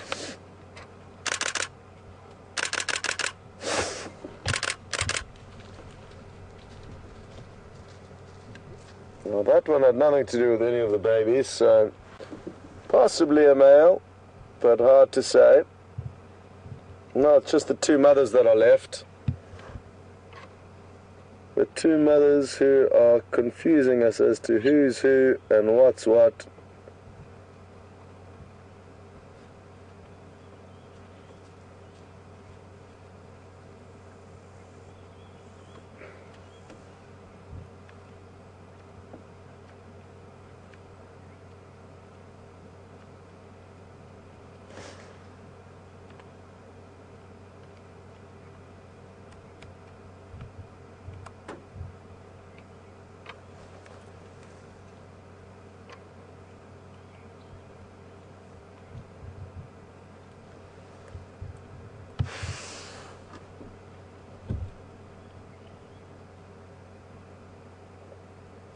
It's not going to surprise me if both of these adults don't get up shortly and follow the other one that's left. It appears that they've finished with their nursing times and are now going to be wanting to go and rest and relax. You'll find that these adults may have been out for a long time foraging for food last night and will not want to be pestered by these youngsters the whole day, which they will be if they stay here.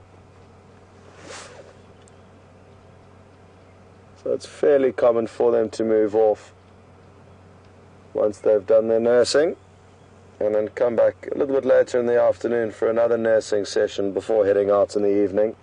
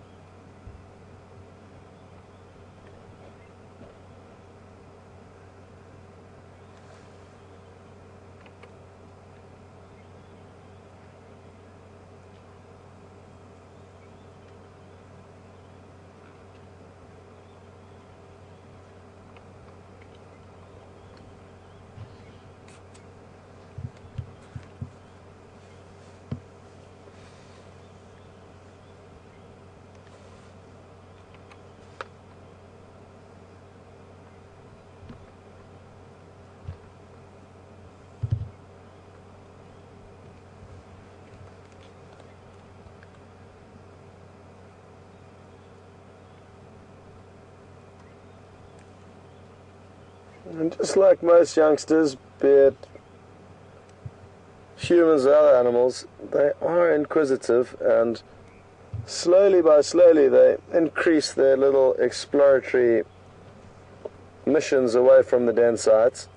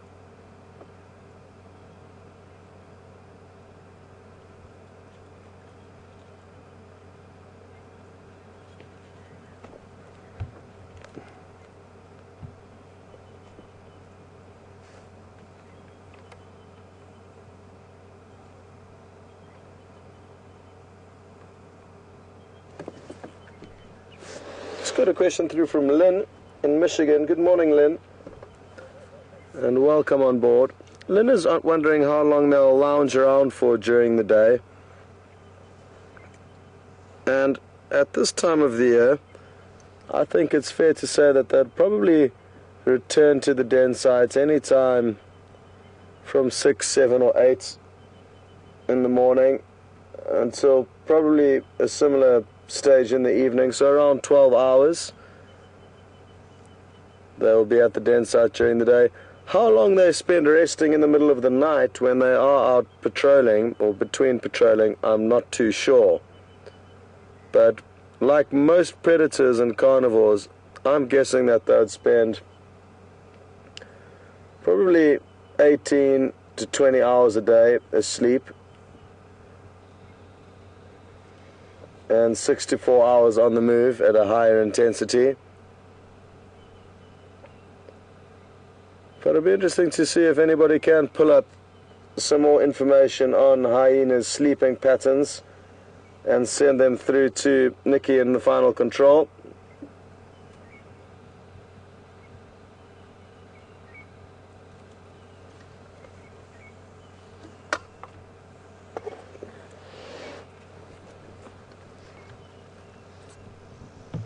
But just like your domestic cats and dogs, they do spend a lot of time asleep.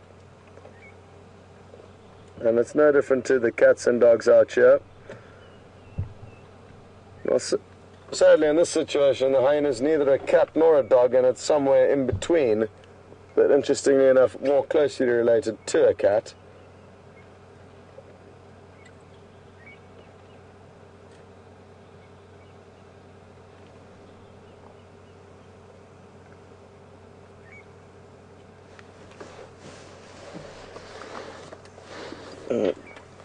Really is starting to pick up the heat now, and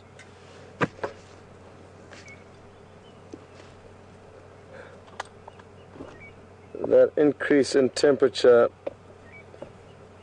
may induce these adults to also want to move off and get some peace and quiet.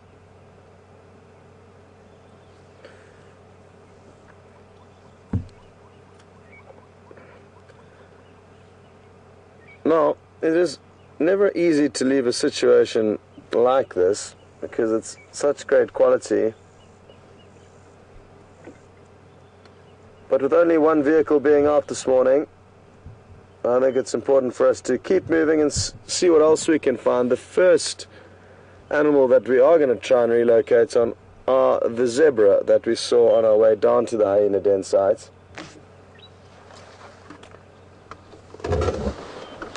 But what a great sighting it's been, and lucky with the timing, I guess, and the interaction. The fact that one of these cubs came so close to the vehicle was a real bonus. And also the interesting interaction between the mother and the three different cubs and the two different mothers was also great to see, and something I've been hoping to see for weeks on end. So glad it's finally happened. And maybe just before we go, we've got a good opportunity for the VM to show you guys an eagle that's soaring. Often, as we decide to commit to showing you any form of an eagle that is soaring, they disappear out of view, which this one appears to be doing as well. Yeah, is it gone? No, teasing us. That's a pale form of a Wahlberg's eagle, and one of the first eagles up this morning. And as I mentioned, it is getting warmer now, and these hot air thermals will be rising up off the earth, thus allowing this raptor to float effortlessly above us. And it's something that I really love watching. It's a graceful and efficient motion, the art of flight. Okay. Well, my camera got some good action this morning, as did VM's, so we're all happy. Okay, hyenas, you behave yourselves.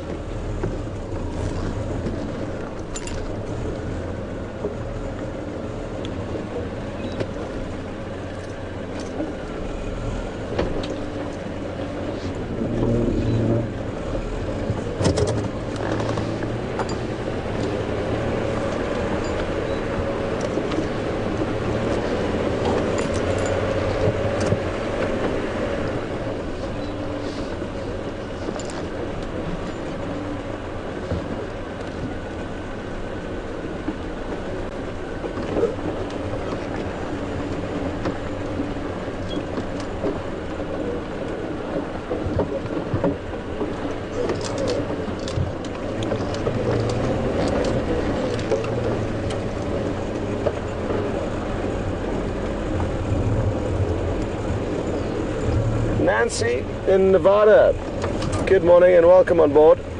Nancy is asking whether there's a chance that these hyena cubs have got worms because their bellies are very bloated, and I don't think so. Or even if they do have worms, I don't think it's the cause for them being bloated. I think their bloated stomachs are simply because they've been well fed. So that's my opinion, but again, I'm not a professional on, well, I wouldn't consider myself a professional on knowing whether these hyena cubs have worms, and if so, that is causing their bellies to be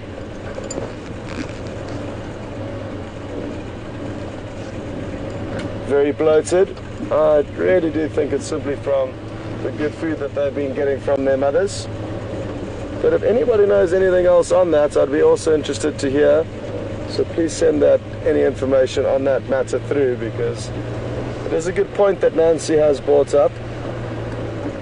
Hello, big old boy. How are you doing? Oh, he's just helping himself to one blade of grass at a time there. And really interesting animals, especially when they become older, the Cape buffalo, because they've got so much character, and stories can be told by the expressions on their face and the cuts on their ears.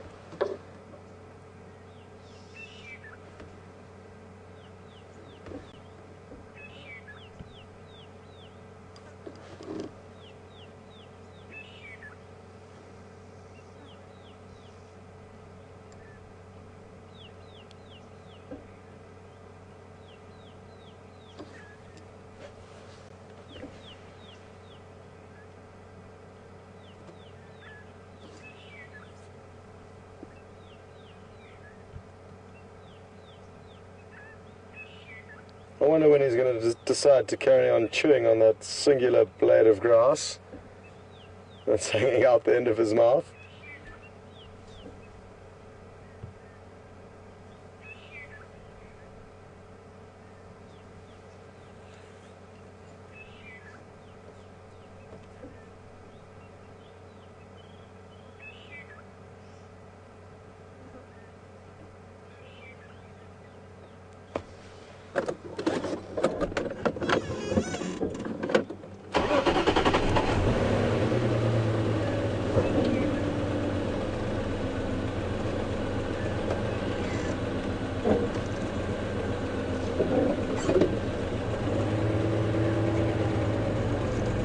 Okay, mister.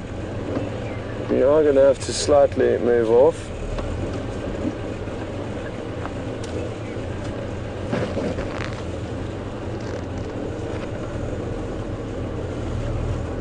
Don't you give us any attitude, mister. We just needed to get past.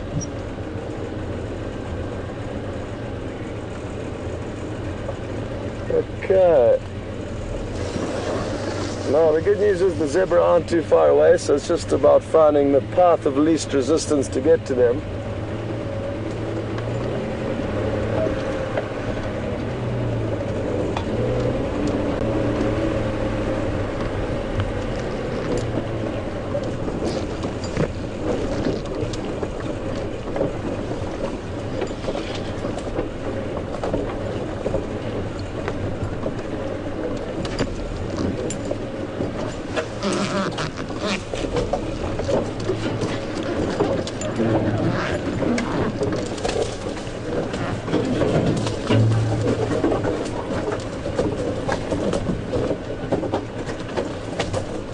We see zebra and giraffe so seldomly out here in the Sabi Sands that we really do need to make the most of any potential sightings of them.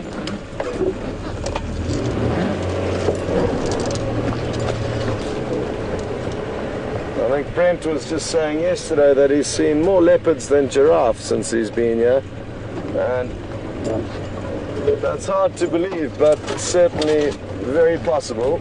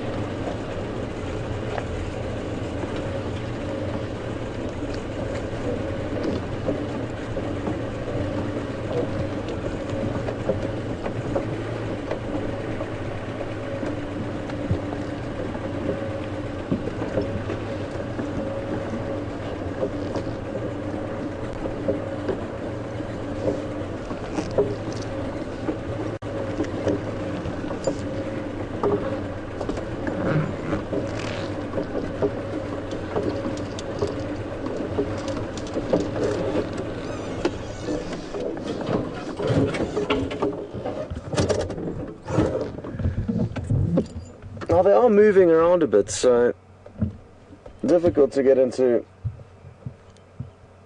the perfect position, but we will wait and see what's going on. It's difficult to get onto the other side of them for the sun to be in our favor, as it's quite thick there, but here they are, the elusive zebra of the Sabi Sands.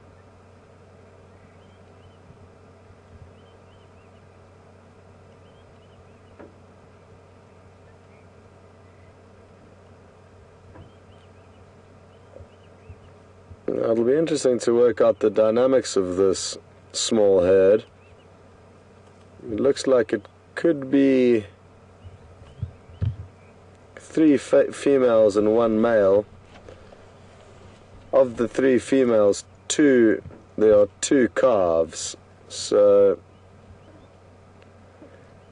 possibly if the third one that I think is a female in fact, then it may be that one of them lost a calf from this season.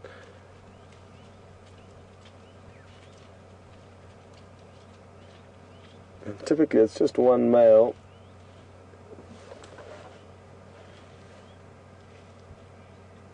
With his harem of females.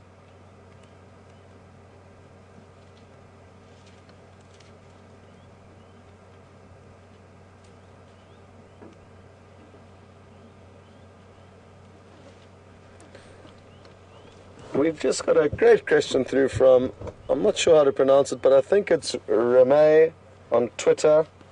And Reme is asking why the hyena did not go after A, the zebra, or B, the buffalo, if they can in fact hunt. And great question. They are opportunistic hunters and will be very specific in what they hunt down and also when they hunt it down. Cover of darkness would probably suit hyena quite well if they are hunting, and therefore may be more inclined to hunt at night than during the day. But more importantly, they also will target weaker animals, so they'll move huge distances looking for injured or weak animals that they can therefore take down. So even though they can hunt, they will be very specific in the way they hunt. And as far as I'm aware, in the Sabi Sands, they will hunt smaller prey the size of impala that they often run down for many kilometers, and sometimes the animals will run into water holes where the hyena will circle them until the animals are too tired to continue swimming, and then when they try and come out, the hyena will grab them. Buffalo, far too big a prey item for a hyena, or even zebra, are fairly formidable and can chase and kick predators like leopard and hyena. So a bit too large, these animals, and I think the wrong time of day and the fact that hyena in this area are not considered very big hunters, whereas in other areas they may rely entirely on their own hunting to feed themselves. But good question, Romain. Glad you asked it. Sadly, we don't spend as much time as we would like to out here at night, or as much time as we would need to understand exactly how these hyena get their meals. But from what I understand, it's a lot of scavenging from leopards in the Sabi Sands, substituted with a small amount of hunting when need be.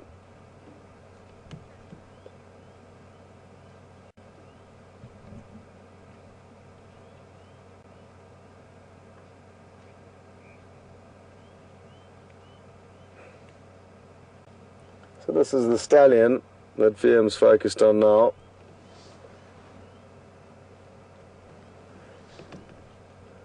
And he's got his 3 ladies and 2 children now from the previous season, and will continue to guard and protect this harem of 3 females and try and increase it as he goes.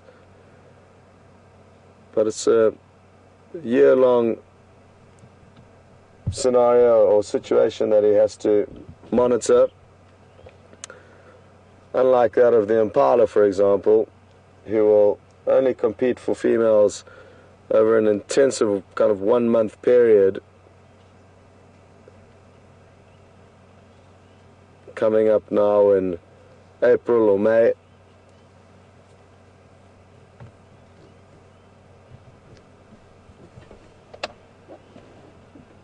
They'll compete fiercely amongst other male impala for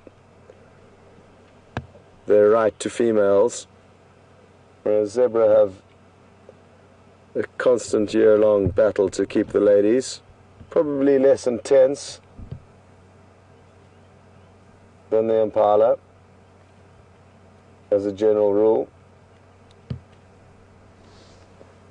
As you can see at the moment, he's not worried about anything, just about being in the shade.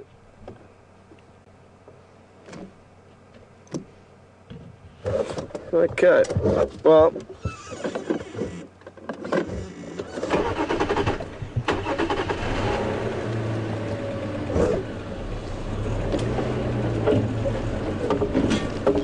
now that it's heating up, I've got an urge to take us to an area where there will be some water. And where there's water, there's hopefully some thirsty animals performing for us. So we shall head to Treehouse Dam initially and see what's happening over there.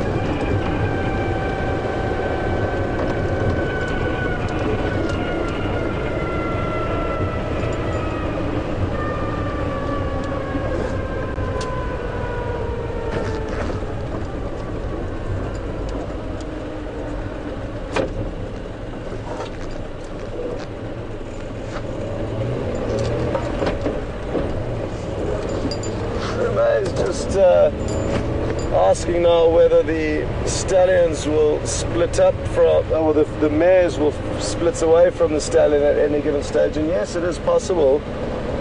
That male will have to do his best to not only look for more females, but ensure that his current ladies don't run away with another man, which would certainly happen if you got injured or lost condition. So it is ruthless out here, but it's important, and that makes sense, because for the greater good of all zebra, it makes sense for females to be with the best possible candidate at any given stage and not necessarily remain loyal to one for their whole life. So in terms of nature, it does make sense for them. Us humans have developed kind of different plans that maybe don't make as much sense if we were out in the natural world, but they do make sense in the current world that we've created for us.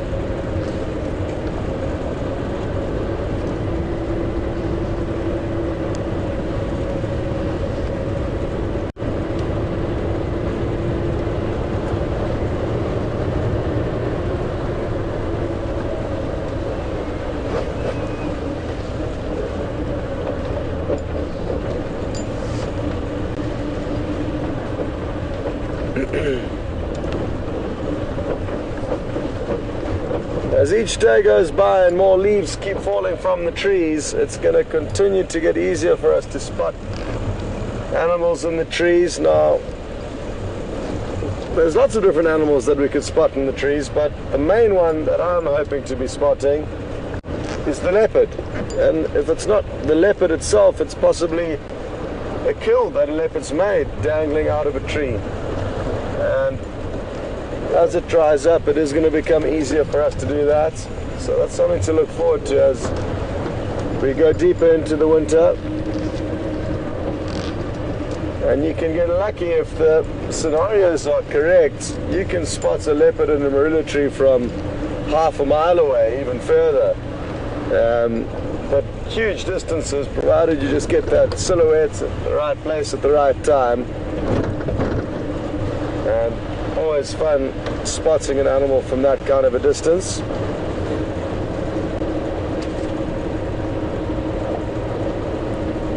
So now that's what I'm thinking as I'm driving around, just scanning mainly the marula trees, as they, as a general rule, are your best option here.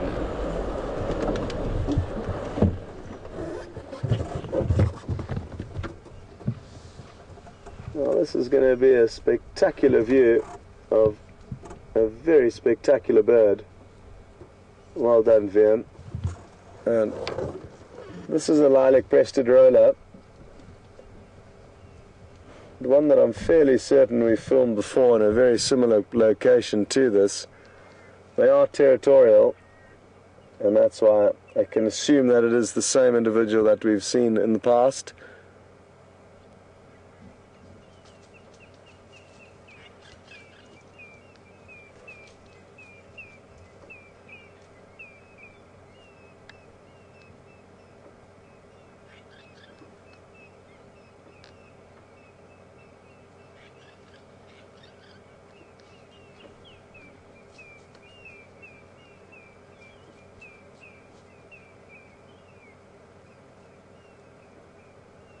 And now that, oh, there it goes. And as we stop just for a few moments, it is great how we can start hearing more animals, different birds calling. There was some rustling in the vegetation, and after a closer inspection realized it was just some francolin. But it is so great to be stopped just every now and then to be able to listen to any potential audio around you, even if it's just for the beauty of hearing different birds calling. But it can also be so useful in actually finding animals. Be it branches breaking from elephants crashing through the vegetation, or alarm calls from various animals that may be alerting the other prey animals of the potential danger nearby.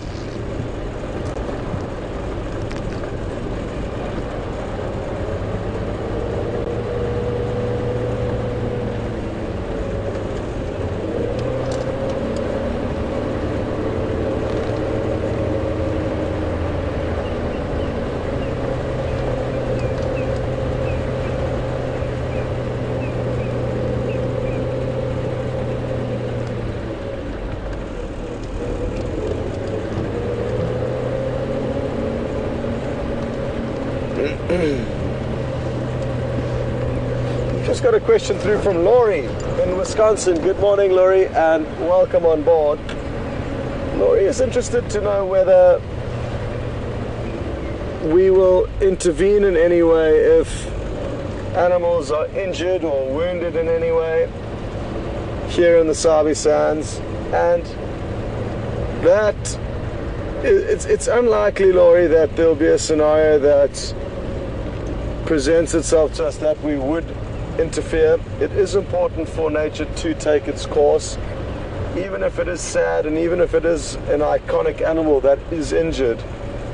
It is nature, and we do find ourselves in an environment that can naturally look after itself due to its size. So because this Greater Kruger National Park is such a massive area, there needs to be very little human intervention, or none really, for the animals to survive. There's enough space for them to move and seasonally migrate, and that's a beautiful scenario and a rare scenario that us as humans have prevented happening in most wilderness areas in the world, simply because they're too small and we as humans have taken up too much space.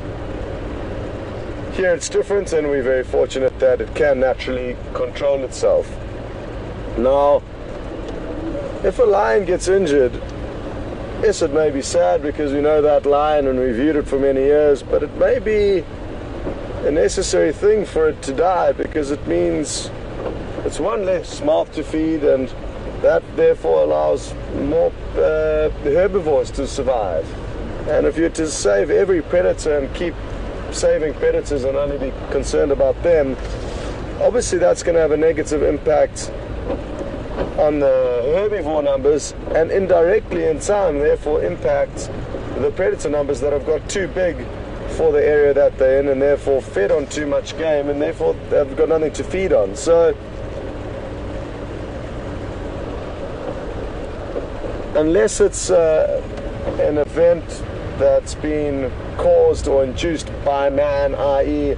a wire noose or snare around an animal, or if a bizarre circumstance like somebody crashes into a lion, for example, with a vehicle, it's something that's not likely to happen. But if something like that happens where it's not the animal's fault but humans' fault, then there may be a chance of intervention. And or if the animals are endangered, like wild dog or cheetah, they may well be looked after above and beyond how we would normally treat other animals. So I hope that answers your question. Basically, if an animal's not endangered, it's got a very little chance of being looked after by us, regardless of what state it's in. And the death of any one animal is often a blessing in disguise for other animals that will then get to feed on it. So if you take an elephant for an example, obviously a very wonderful animal and one that we wouldn't like to see die, but if an elephant does die, imagine how happy the lion and hyena would be, and how many mouths it would feed, and how it would impact on the growth of those three cubs that we've seen. It would impact hugely positively on them. Just having a week or two of guaranteed high sustenance, high nutrition. So as tough as death can be to witness, it is important for a lot of the animals out here, and can make the difference between winning or losing a family, or raising a family, or losing a family. For example, these hyena that were looking quite hungry today, nothing serious, but important to always think about further down the line, not just the animal at stake.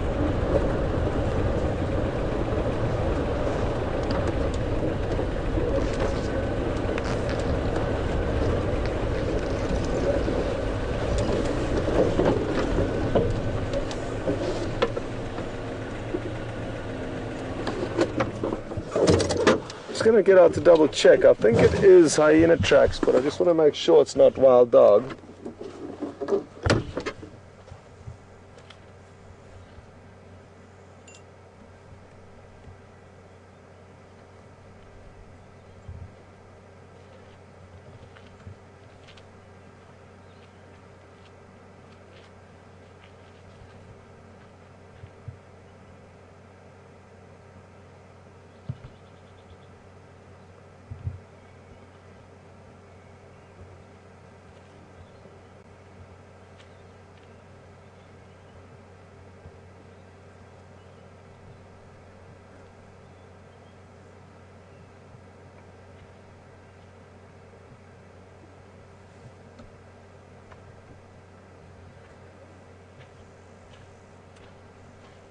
was a young hyena that got me confused there. Fairly similar the track, but after closer inspection could confirm that it was indeed hyena.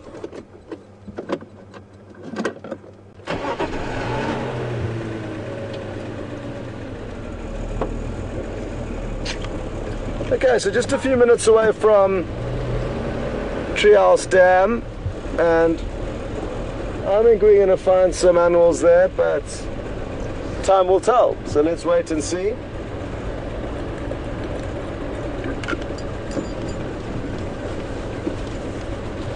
But we're just a few minutes away from there.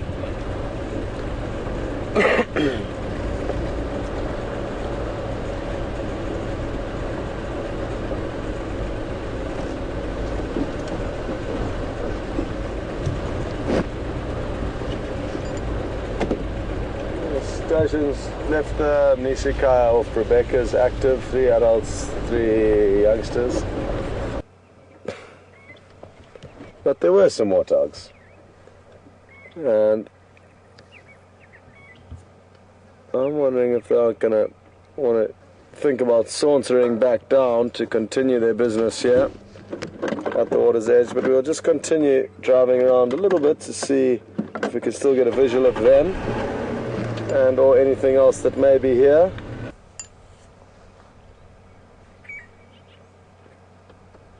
Sadly, no sign of the 2 warthog that were around initially.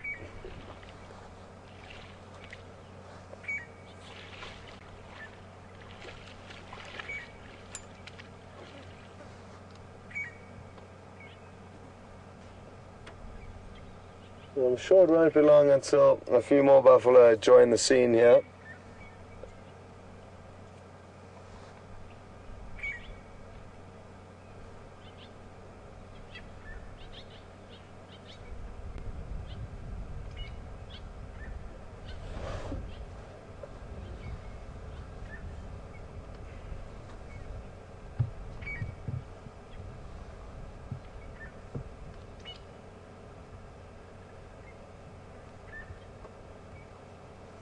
And VM's doing a great job scanning across the dam, allowing you to try and spot anything. But as you can see, there's not too much going on there. A few blacksmith lapwings in the background there, but a bit far off to film from where we are.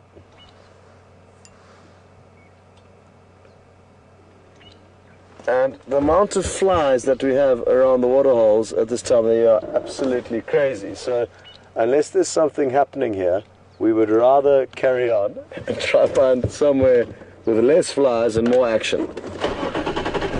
So that's the goal for now.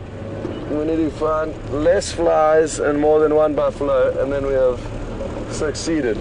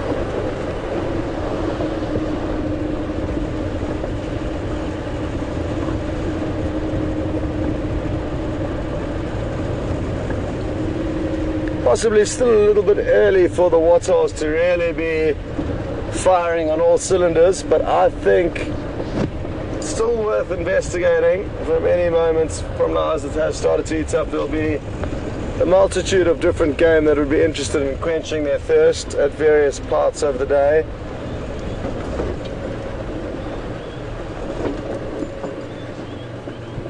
I think a lot of them will be arriving at the waterholes between our game drive times, and I'm hoping that it won't be long before the Djuma waterhole cam is back up and running, because it'll be great for everyone to be able to monitor that waterhole over the coming weeks and months. And what a better way to do that than a 24-hour live camera. So sadly it's broken at the moment, but it will be up and running again shortly. And obviously if I knew exactly when, I'd let you know, so I'm just saying shortly, which doesn't leave you too much to work with, because shortly is relative. Is a relative term depending on what somebody thinks shortly is, but hopefully within the next few days it'll be up and running, and then it'll be able to capture and provide us information as to how busy the waterholes are between the game drive times.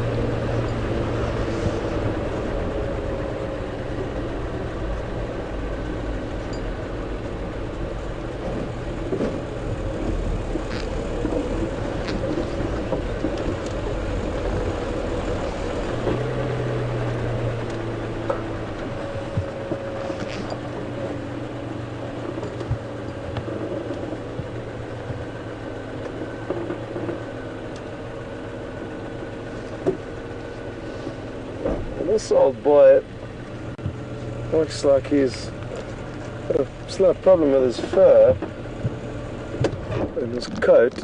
He's lost a lot of hair on his body. He's certainly healthy and big and strong, but appears to be balding. I'm not entirely sure why or what could be causing that. Possibly just like humans, it's old age, or it could be some kind of a disease or parasites. But as you can see, it does have very patchy coats. And now that he's moved off the road, we can continue into a slightly better spot. There appears to be a few more Cape buffalo also in this area at Twin Dams.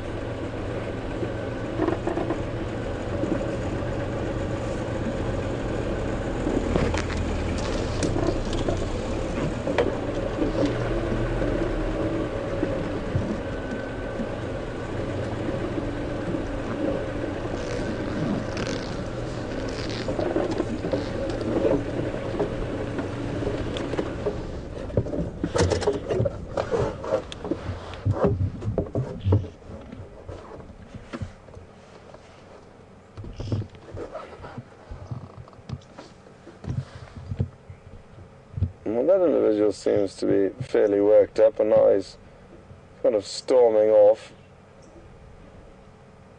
Evidently not happy with our presence here, as he turns back and glares down at us. Not sure what his problem is exactly, but this is something we know about the Cape buffalo. They've got very short tempers. And the behavior we are witnessing here proves this. Maybe it's because there's a small bird pecking around in his ear that's frustrating, and that probably doesn't aid in his mood. Even though the oxpecker, that little bird, which you can just see as he tilts his head towards us, you can see it just below the buffalo's right ear.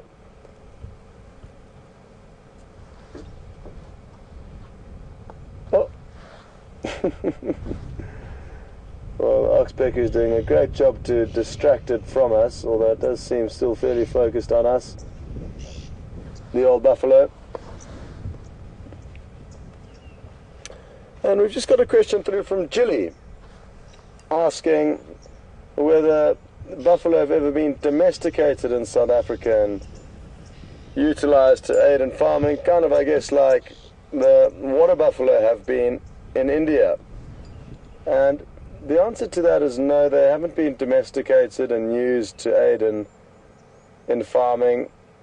However, due to the increase in demand for disease-free buffalo in South Africa, there have been a lot of breeding programs breeding buffalo without tuberculosis and selling them on to various game farms where they continue to expand in population. And at certain of these disease-free buffalo breeding projects, they have got buffalo habituated and very tame and used to humans, but not to a degree that they've been domesticated like a cow would have been, or like the water buffalo of India have been. Not that I'm aware of, but I'm sure on one or two of these disease-free buffalo breeding farms throughout South Africa, there'll be one or two very tame buffalo, and one or two of the farm owners that have interesting bonds with the buffalo within their herds.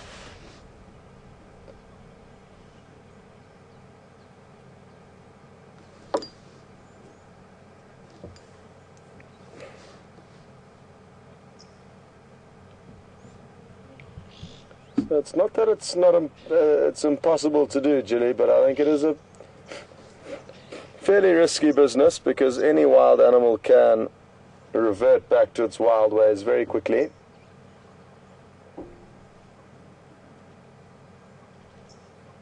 Oh, the parrot's back. It's just landed on. Can you see the right hand feathers, right hand branch? Yeah.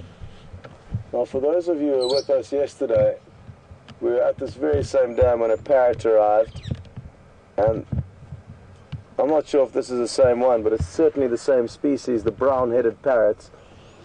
And in 2 consecutive drives, I'm sharing the best visuals I've been able to with you of these parrots.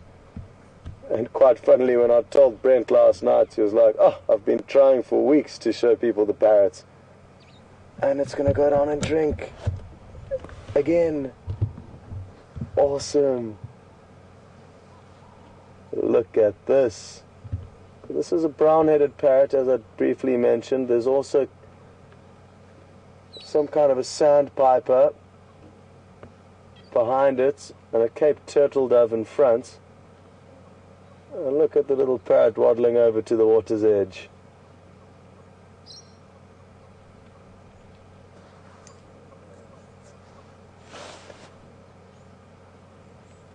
Well, I can't believe our luck. Yesterday afternoon we were sitting here and the parrot arrived in the same tree initially, flew down to another tree and then eventually to the water's edge before it flew off. It must think we spend a lot of time here, this parrot, because every time it comes and drinks we're sitting here.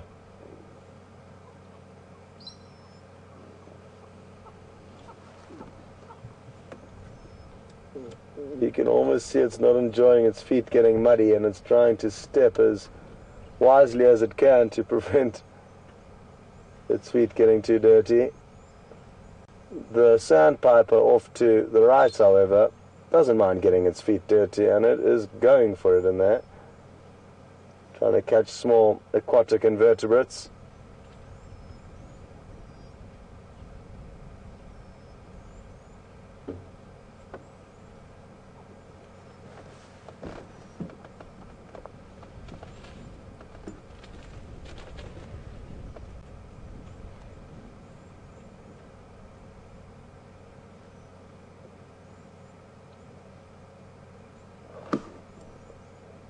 Well, you can certainly tell this parrot's not in its comfort zone here.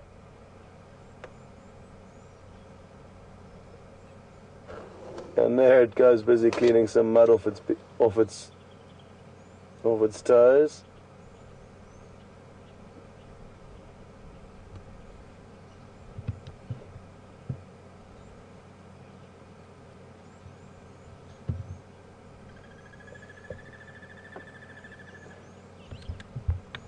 Ah, great work, VM.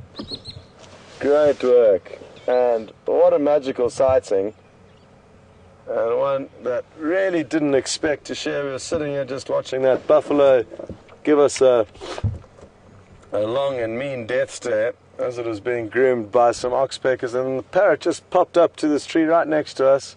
And again, it's these little moments where you are patient and sit in one place and tolerate the flies buzzing around that you do get spoiled by interesting sightings.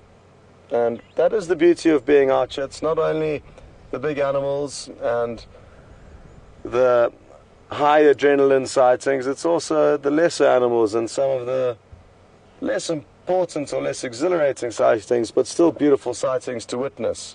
And watching that parrot waddle around in the mud was one of those sightings for me personally. So I hope you enjoyed it as well.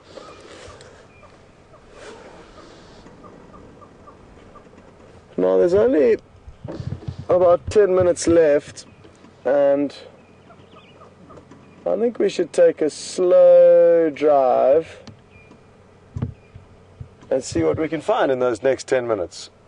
Because I don't think too much is going to change here. Or having said that, a lot could change as we drive off. Anything could come here. But we're going to keep on moving.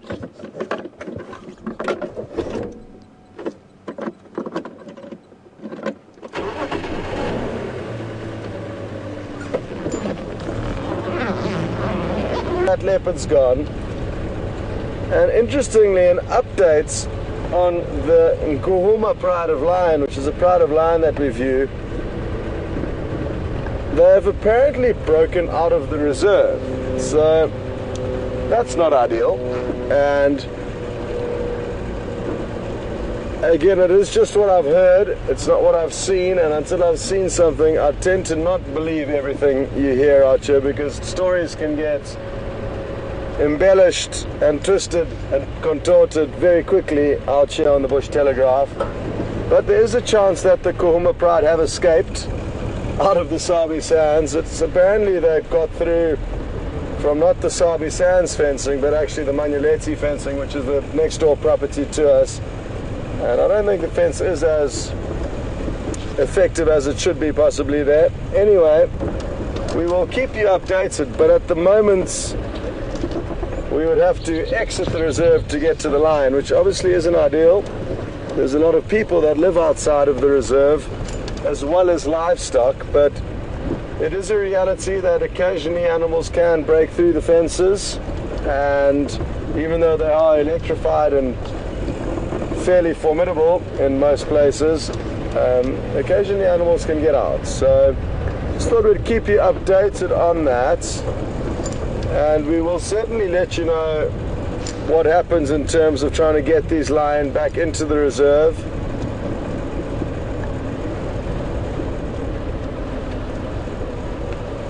There's a number of different ways they could do it, I guess. They could either dart the animals individually and relocate them, or they could drag a big piece of meat past the lions and hope that the lions follow that large piece of meat back into the reserve. So I'm guessing the latter is probably what they'll do, but just some interesting info about one of the pride of lions that we can see, and nothing to be concerned about, and it won't be the first time that that's happened in this area. Occasionally it's buffalo, occasionally it's leopard that sneak out. So the local village people are aware of the risks and are always ready for those risks.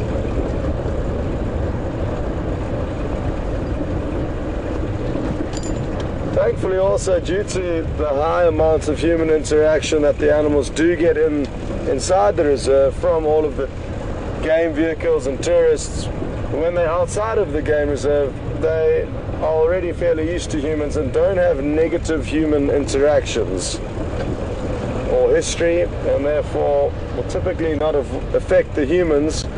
They may try and eat one or two cows or goats, which you cannot blame them for, and the local people, whoever's cow it is that does get eaten, will be reimbursed. So you'll have no intention or intent to want to harm the animal at any stage, which therefore keeps a very peaceful relationship ongoing between humans and animals in this area.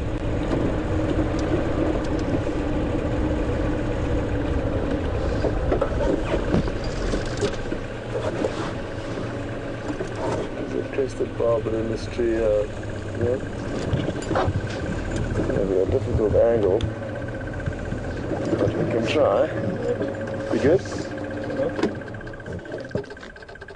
Well done. So this is a call we often hear but not always get to show you. It's a crested barbet really going for it. Sadly it's a little bit obscured by the branch.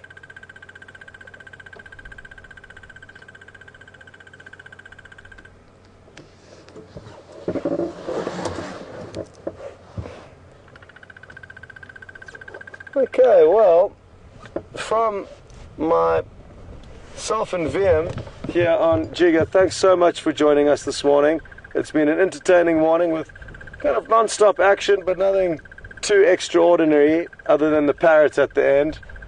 So thanks so much for joining, and thanks to VM for the great camera work, and to Nikki and Alex in the final control room for sending through all those questions, and thanks to all of you for sending through those questions, and well done to those of you who got the sex of the saddle-billed stork right this morning. We will be sure to test you again at some stage, and we will see you this afternoon. It'll be myself and Mark out. Brent's going on leave for a week today, so sadly we're going to be losing him, but look forward to the adventures with Mark over the coming week until Brent gets back.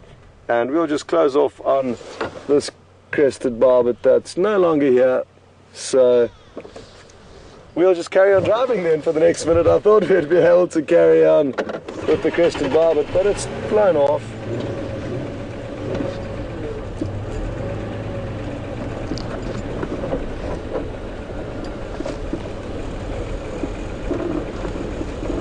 And look forward to updating you on the Kahuma Pride of Lions later this afternoon. We'll be sure to let you know what happens to them.